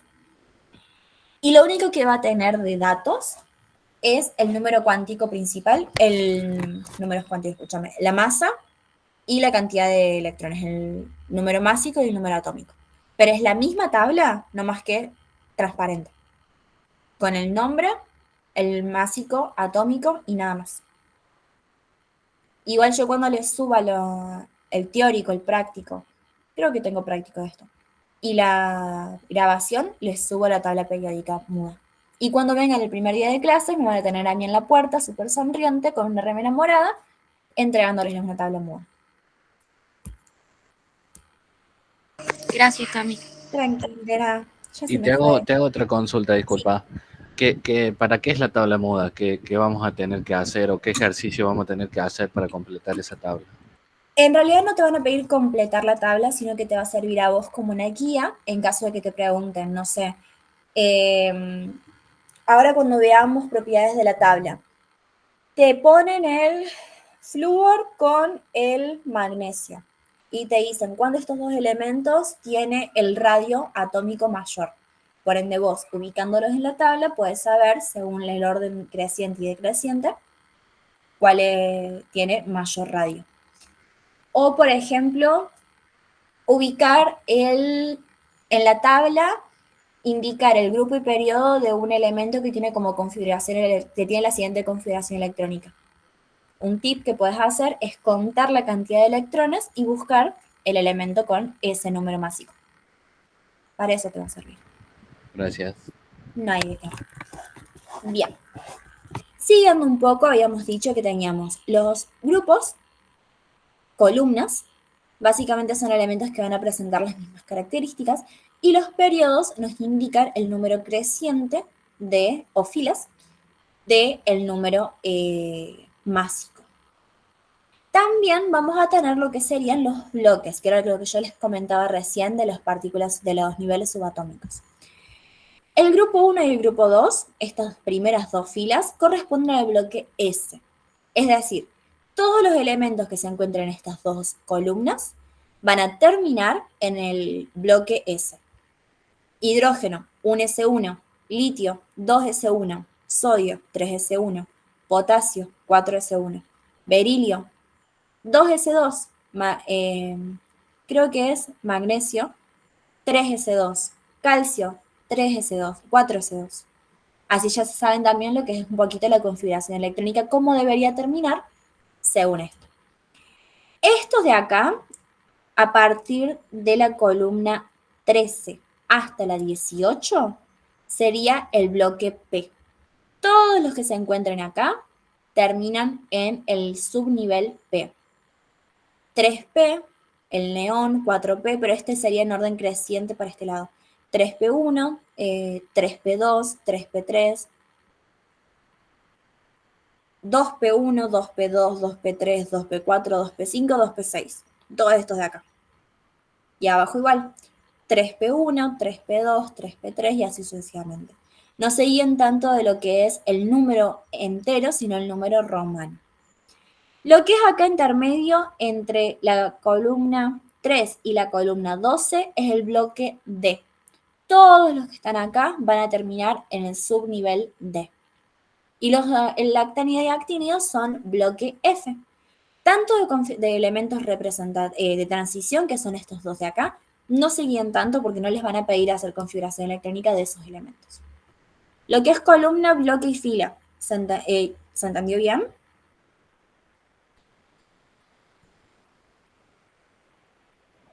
Sí. Perfecto. Ahora vamos a la clasificación. Vamos a ver si bien.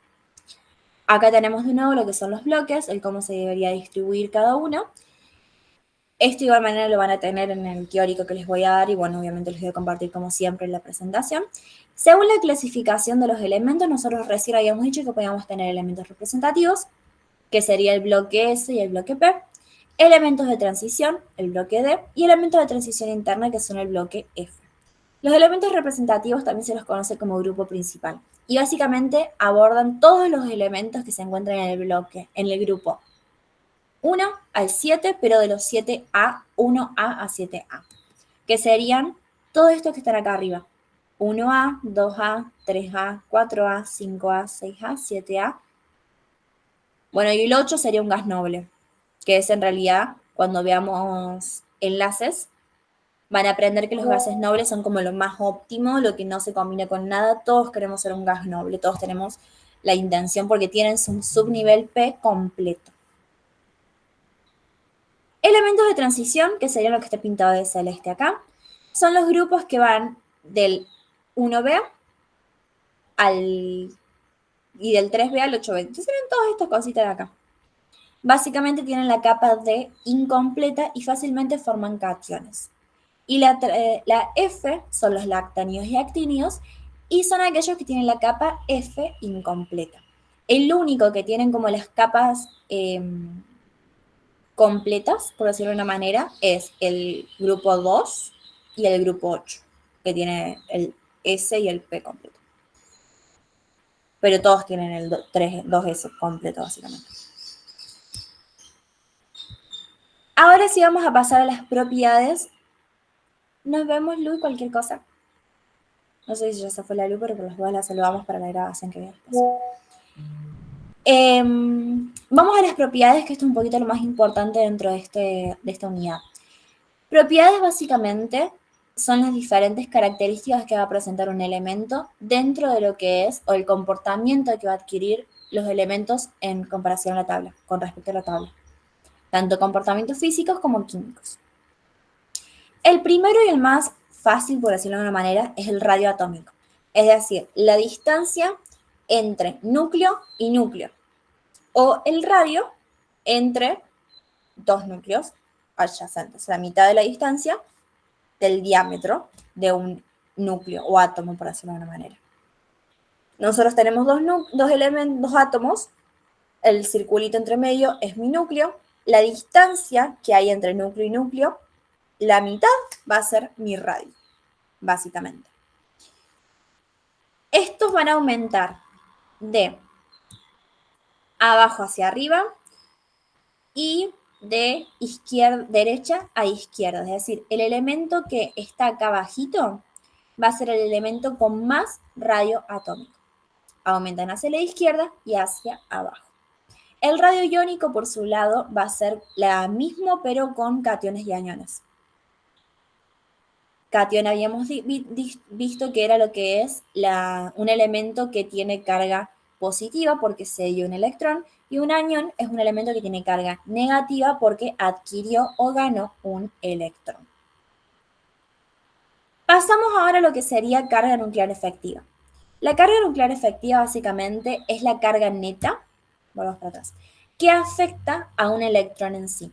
Es decir, la energía o la carga que trabaja con ese electrón, debido al efecto de apantallamiento de la carga positiva que el núcleo ejerce hacia ese electrón. Es decir, nosotros en la carga nuclear efectiva tenemos, ¿se acuerdan lo que habíamos hablado de los imanes? Que el imán trabajaba con cargas iguales se repelen, cargas diferentes se atraen. ¿Se acuerdan eso? Sí. Bien. Vamos a usar la misma metodología, pero en lo que es un núcleo. ¿Se acuerdan que en la corteza nosotros tenemos todos los electrones que son todos de carga negativa? Por ende, entre sí va a haber un efecto de repulsión. En cambio, como estuvimos analizando en todo lo que es la atracción de los electrones al núcleo, tenemos este apantallamiento de la carga positiva que tiene el núcleo hacia la carga negativa, atrayéndolos. Por ende, este efecto de apantallamiento, es decir, la atracción que ejerce la carga positiva del núcleo hacia el electrón, va a ser la carga nuclear efectiva que tengamos. ¿Se entendió más o menos así?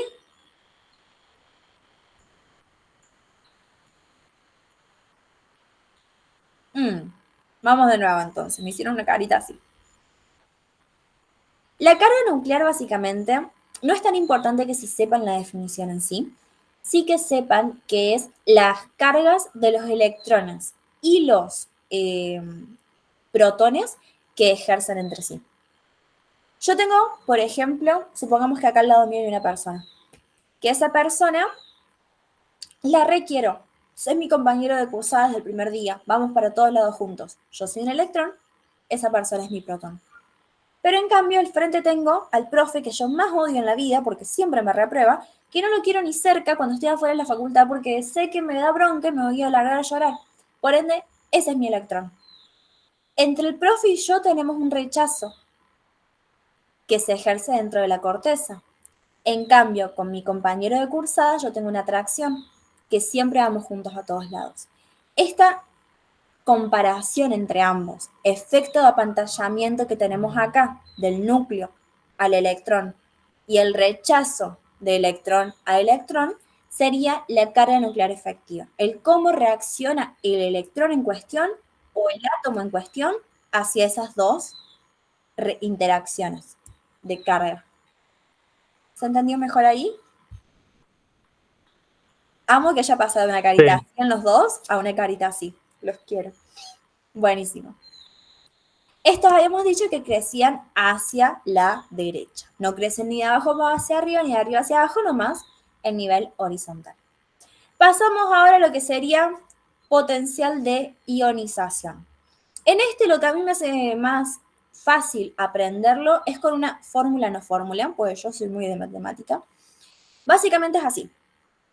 Sería la energía necesaria para arrancar un electrón a un átomo neutro y formar un catión. Esa es la definición de potencial de ionización.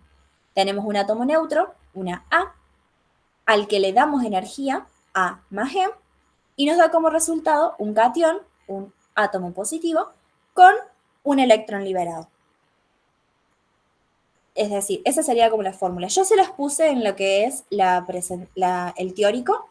Se las voy a copiar en el chat de la presentación, porque me acuerdo de cuando yo hice mi examen me habían puesto esta fórmula y la de afinidad electrónica, que ya la vamos a ver, para confundirme. Pero eso de ahí es lo que nos permite a nosotros definir potencial de ionización. Cantidad de energía necesaria para arrancarle un electrón a un átomo neutro y formar un catión, que es todo lo que nos está diciendo ahí en esa representación. Cami, o sea, a vos te pusieron esa fórmula, digamos, y te preguntaron a qué hacía referencia. Exacto. La Cami del pasado no la supo interpretar porque no leyó esta parte de la punta. Pero él no quiere que a ustedes les pase lo mismo que la Cami del pasado. No es una fórmula, no la tienen que analizar, es una representación de la definición. La A... Perdona, Cami. Sí. Cantidad de energía necesaria para arrancarle un electrón a un átomo neutro y formar un catión. Gracias. De nada. Bien. Y es todo lo contrario a lo que es afinidad electrónica. Afinidad electrónica, el propio nombre lo dice, es la afinidad que tenemos hacia lo que sería la electronegatividad, lo negativo. Por ende, ahí les puse la fórmula también, o el resumen más sintético. La energía que se libera cuando nosotros a un átomo neutro le adicionamos o le agregamos un electrón para formar un anión.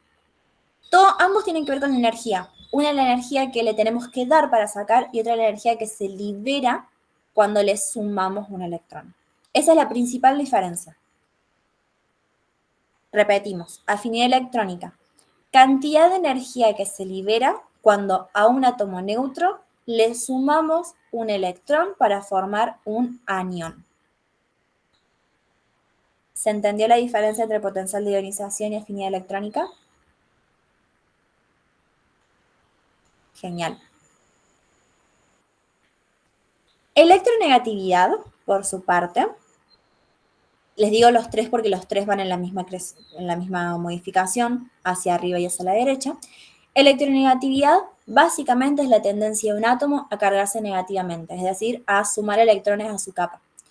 Estos nomás van a ser los no metales, porque no hay forma alguna de que un metal tenga electronegatividad, es decir, los metales no ganan electrones, los metales ceden, por ende siempre van a crecer hacia la parte de los no metales. Electronegatividad entonces, tendencia de un átomo de cargarse negativamente, atrayendo electrones hacia sí. Y por último tenemos el carácter metálico, que básicamente es determinar que un elemento es metálico o no metálico, o carácter electropositivo, la capacidad de un electrón de ceder electrones. Este crece hacia la izquierda y hacia abajo, porque recién dijimos los no metales siempre suman. Los no metales van a siempre querer asemejarse al gas noble más próximo. Y el gas noble más próximo es más grande a ellos, que ya lo vamos a ver en enlaces químicos. Por ende, van a siempre sumar electrones, siempre, siempre. Y los no metales, que son los de la fila 1 y 2, les falta un montón de espacio, un montón de números, un montón de elementos para llegar al gas noble. Por ende, para ellos es muy fácil asemejarse al gas noble anterior, ceder electrones para retroceder lugares en la tabla. Alguien que lo pase escrito. Van a tenerlo en el teórico escrito, Trini, no te preocupes. Todas las definiciones las van a tener ahí, bien dichas y bien redactadas. Decime, Trini. No sé si levantaste la mano para decir algo. No es necesario que la levanten la mano, acá pueden hablar tranquilamente. Me gusta tener una conversación más fluida. Tranqui. ¿Se entendió entonces todas las propiedades de la tabla? ¿Sí? Acá los que les van a tomar va a ser o la definición, como me tomaron a mí con las fórmulas, o comparar dos elementos. Por ejemplo, si yo les pongo la tabla periódica, ustedes me pueden decir si les doy dos elementos y me comparan. ¿Podemos hacer eso? ¿Les parece ese ejercicio? Dale. Tenemos acá la hermosa tabla periódica. quiero que comparen el azufre, que es la S, con el potasio. Y me digan, ¿cuál tiene mayor radio y cuál tiene mayor afinidad electrónica? Les voy a hacer una encuesta, así mientras la van pensando, me lo dicen. Más radio, les voy a poner las letras, que sería el potasio, la K, el azufre, el S, así las puedo escribir más rápido. Ahí les puse cuál tiene mayor radio en una encuesta y cuál tiene más afinidad electrónica. Si quieren en la parte de encuestas las pueden ir votando cuando ya sepan.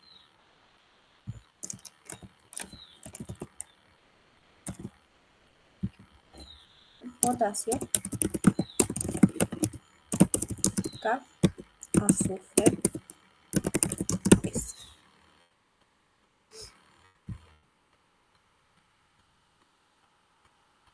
Bien, mayor radio tiene lo que sería el potasio. Está perfecto porque el potasio se encuentra más hacia la izquierda y hacia abajo. Una fila hacia abajo y súper, hiper, mega a la izquierda. Y perfecto también, el que tiene más afinidad electrónica es el azufre, porque se encuentra más a la derecha y más hacia arriba. Perfecto, entonces todas las... Creo que saqué la ventana. Ahí está. Bien, entonces creo y asumo y ruego con que se haya entendido perfecto lo que es propiedades de la tabla. Les voy a ir bajando así porque creo que salió la presentación, pero si no ven bien me dicen.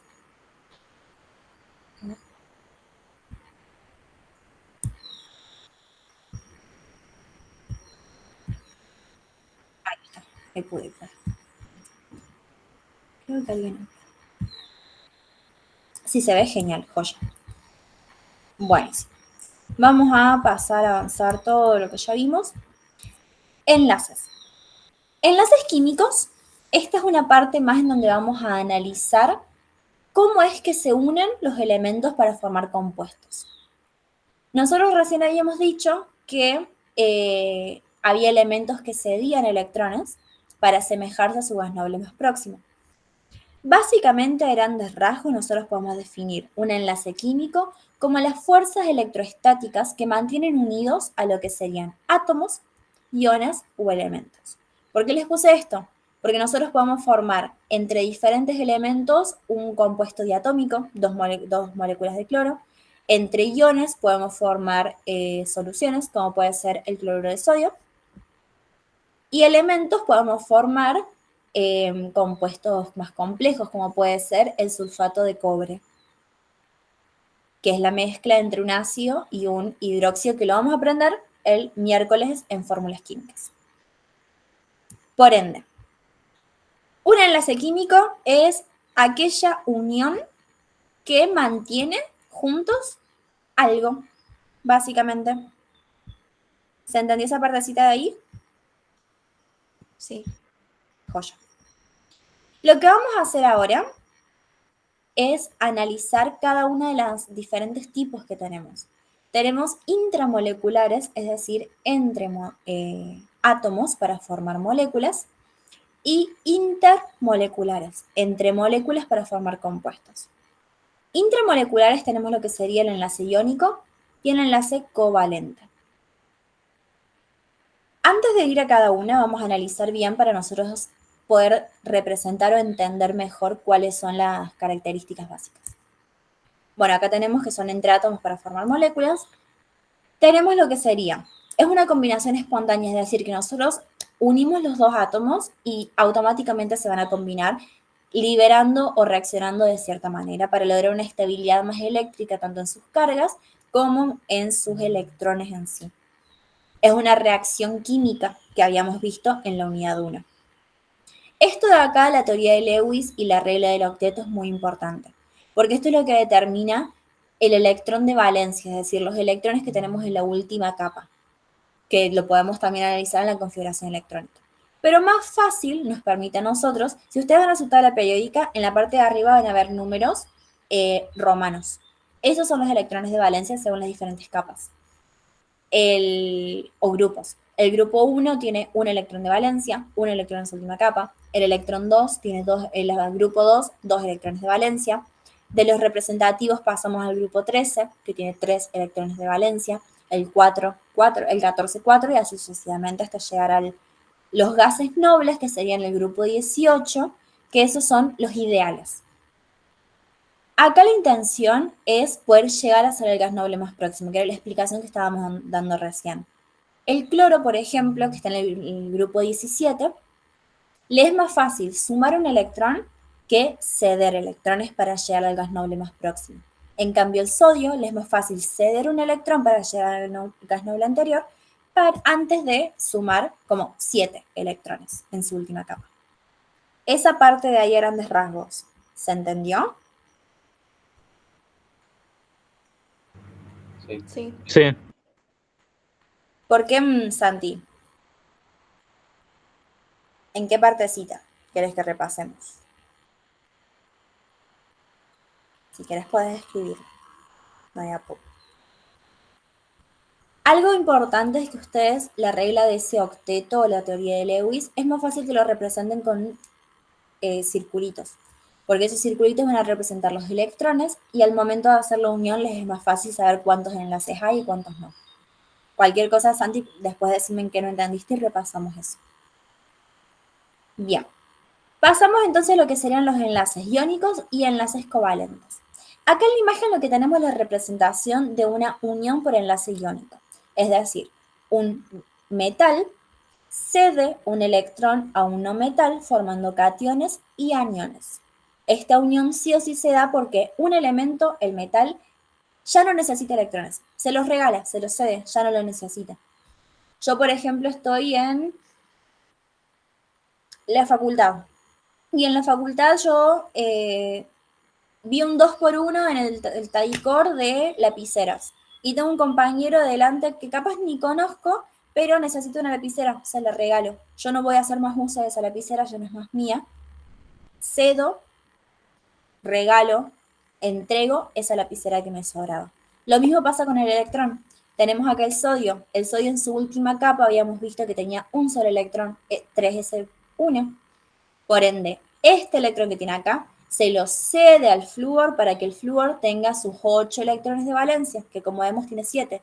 2, 4, 6, 7. Y le falta uno solito para llegar a la regla del octeto, completar los 8 electrones en su última capa. Por ende, le cede, formando un enlace iónico. El metal, el sodio, se convierte en un catión, carga positiva. El no metal, flúor, se convierte en un anión, carga negativa. Esa partecita de ahí, sí. Perdón, ¿todos tienen que cumplir la regla del octeto? Todos. No necesariamente poner los 8 electrones en la capa de valencia, sino llegar al gas noble más próximo. En este caso, el flúor está llegando ahí te digo cuál es el de flúor, al neón. El flúor tiene 7 electrones de valencia en su última capa, agregándolo uno más, se convierte en el neón. Y el sodio, que tiene un electrón de valencia, cediéndolo, también se convierte en el neón, que tiene 10 electrones en su número cuántico, en su número máximo. ¿Y el sodio en qué se convertiría ahí? Se convertiría en un neón. Sigue siendo un sodio con carga positiva, un sodio más 1, que es un catión, pero con la configuración electrónica de un neón, que es el gas noble más próximo. Ah, bien. Perfecto. ¿Los demás entendieron? ¿Todos? ¿Sí? Buenísimo. Pasamos entonces a lo que sería un enlace covalente. Acá, bueno, les puse un poco de las características, pero esas las pueden ver todas en el teórico. Enlace covalente, volvimos al Tadicor. Volví a ver un 2x1, pero esta vez de resaltadores. Si me compré un resaltador naranja y un resaltador verde, supongamos, ¿no? Yo necesito los dos colores, los dos resaltadores, pero pero mi compañera al lado justo hoy no trajo su cartuchera. Le voy a prestar uno de mis resaltadores para que lo use y cuando lo deje de necesitar, me lo devuelva. Ambas vamos a hacer uso de ese resaltador. Ambos vamos a hacer uso de ese electrón para completar o llegar a nuestra última capa. Esto más que nada pasa entre no metales, donde los no metales no hay forma de que cedan un electrón, sino que tienen que compartirlo para llegar a su gas noble más próximo. ¿Estás agitado, pa? Acaba de entrar mi perro y está agitadísimo, pero sí, no sé si lo escuchan o si se ve. Bueno, ya no se ve, se acostó. Pero básicamente es eso. Tenemos dos no metales que tienden a tener más electronegatividad, que necesitan ganar electrones, y para eso van a compartir electrones con otro no metal para que ambos puedan completar su regla del octeto. Acá tenemos el ejemplo del, voy a hacer zoom acá, carbono con el oxígeno. El carbono tiene en su última capa 4 electrones. Son estos dos de acá y estos dos de acá. Si queremos llegar a lo que es el gas noble más próximo, necesitamos sumar 4 electrones. Es un no metal, no los podemos saber. El oxígeno tiene 6 electrones de valencia. 2, 4, 6. Necesita 2 electrones para completar la regla del octeto. Por ende, comparte con el carbono. El carbono comparte con los 2 oxígenos y los 2 oxígenos con una sola molécula de carbono, formando lo que sería un óxido, que ya lo vamos a ver en la clase que viene. Acá los 3 elementos están haciendo uso de esos electrones, para los 3 salir beneficiados y llegar al gas noble más próximo, que en este caso vuelve a ser el neón. ¿Se entendió la diferencia entre iónico y covalente? Que uno comparte y el otro cede. Cualquier cosa, Mae, si necesitas, puedes después hablarme cuando veas la clase grabada. Nos vemos. Buenísimo. Otro tipo de enlace covalente que tenemos se le denomina enlace dativo. ¿A qué nos referimos con esto? Esto nomás se le pasa en lo que es el azufre. El dativo es aquel que... El ejemplo es resaltador. Yo tengo 2 resaltadores, ¿para qué necesito los 2? Los 2 resaltadores son míos, los 2 me pertenecen, pero yo a uno no le voy a estar haciendo uso. O sea, te lo puedo compartir, pero yo no necesito que vos me compartas otro, como pasaba en el anterior, que los 2 hacíamos uso de los 2 pares de electrones que estaban usando. El carbono para completar los 4 y el oxígeno para completar los 2. Acá yo nomás te lo estoy prestando. No necesito que vos me des nada a cambio. No necesito sacar provecho de eso también.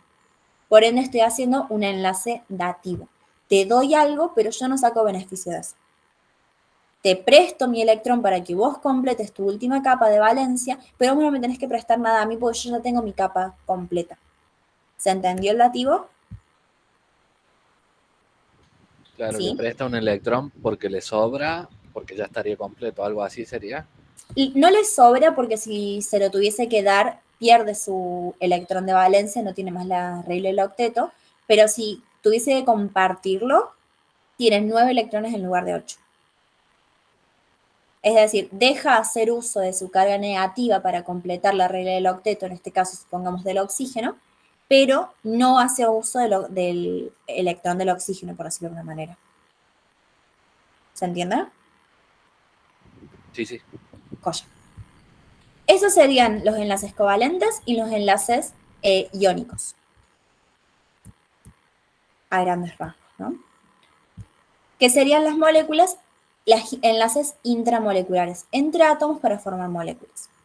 En los enlaces intermoleculares, acá lo que vamos a tener son el enlace dipolo-dipolo y el puente de hidrógeno.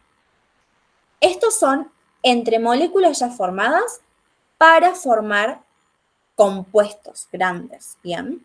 Supongamos muchas moléculas de cloruro de sodio para formar una red cristalina o muchas moléculas de agua de H2O para formar muchos litros de agua. Básicamente es eso, acá. El enlace dipolo-dipolo, sí o sí ustedes necesitan tener 2 polos diferentes, es decir, tienen que ser moléculas iónicas, donde uno de los polos sea positivo y otro de los polos sea negativo. Por ende, acá vamos a suponer que estas mini moléculas son imanes.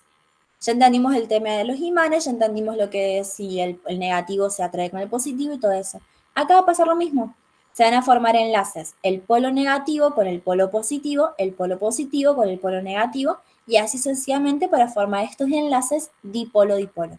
Polo porque son dos polos, y tenemos moléculas bipolares. Y ahí se va formando una red de polos entre los enlaces según su carga, positiva o negativa. ¿Se entendió esa de ahí? Joya. Esto creo que es la más fácil. Ahora vamos a la más fácil, pero no sé si la más fácil, pero sí la más importante, que es el puente de hidrógeno. El puente de hidrógeno ustedes lo van a tener presente a lo largo de la carrera, por decirlo de una manera. Básicamente consiste en un enlace que forma el hidrógeno con moléculas de oxígeno, nitrógeno y flúor, en donde no necesariamente forma lo que sería, saca beneficio de eso como en el iónico covalente, sino que es una unión muy fuerte que se forman entre estos, el hidrógeno con estas tres posibilidades, oxígeno, nitrógeno y flúor, para unir estas moléculas. Es una unión entre esas cuestiones. Pero sí o sí tiene que estar presente el hidrógeno con alguno del oxígeno, nitrógeno o flúor. Esa parte de ahí, ¿se entendió? Sí. Joya. Acá lo que les pueden llegar a preguntar es qué tipo de enlace se forma entre un flúor y un potasio, qué características presenta el enlace covalente, los compuestos orgánicos, cuál es el enlace característico, que ya lo vamos a ver en la unidad 8, que es el enlace covalente. Angie, ¿no entendiste? No te gustó orgánica. A nadie le gusta orgánica de igual manera. Pero cosas así como más teóricas, no dudo mucho que les vayan a pedir que hagan un compuesto, porque en realidad eso no se puede determinar con un múltiple opción, pero lo bueno es que ustedes lo entiendan y entiendan las diferencias principales. Enlaces iónicos se forma entre un metal y un no metal. Enlace covalente, no metal y no metal.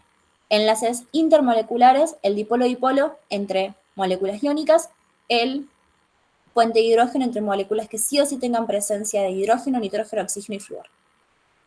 No hay drama, creí que era por la química orgánica. Perfecto. Creo que con esto terminamos la unidad 3. Justo dentro del tiempo, creí que nos íbamos a pasar un poquito más. Necesito esas definiciones. Te juro que te las voy a dar en el teórico. A todas. Y con dibujitos súper lindos. No animados como el del enlace iónico, pero sí dibujitos. Y les voy a dar también un cuadro con todas las características, como cuál tiene mayor punto de fusión, más punto de ebullición, mayor afinidad electrónica, todas esas cosas, y bastantes ejemplos para que ustedes puedan entenderlos. Pero bueno. Sí, esto fue como muy práctico. Lo más complejo es la configuración electrónica, que eso sí les recomiendo que se agarren y se pongan con la tabla a repasar. Más que nada no para que sepan hacer la configuración de tal elemento, sino para que vayan adquiriendo la memoria de lo que sería el orden en el que los tienen que seguir. Pero bueno, eso nomás. No sé si les quedó alguna duda, algo que quieran que repasemos. Toda la noche del día vieron el desastre de ahí, no me dijeron nada. Pero bueno. Cualquier cosa, si no tienen más dudas, los libero. Voy a pagar la presentación.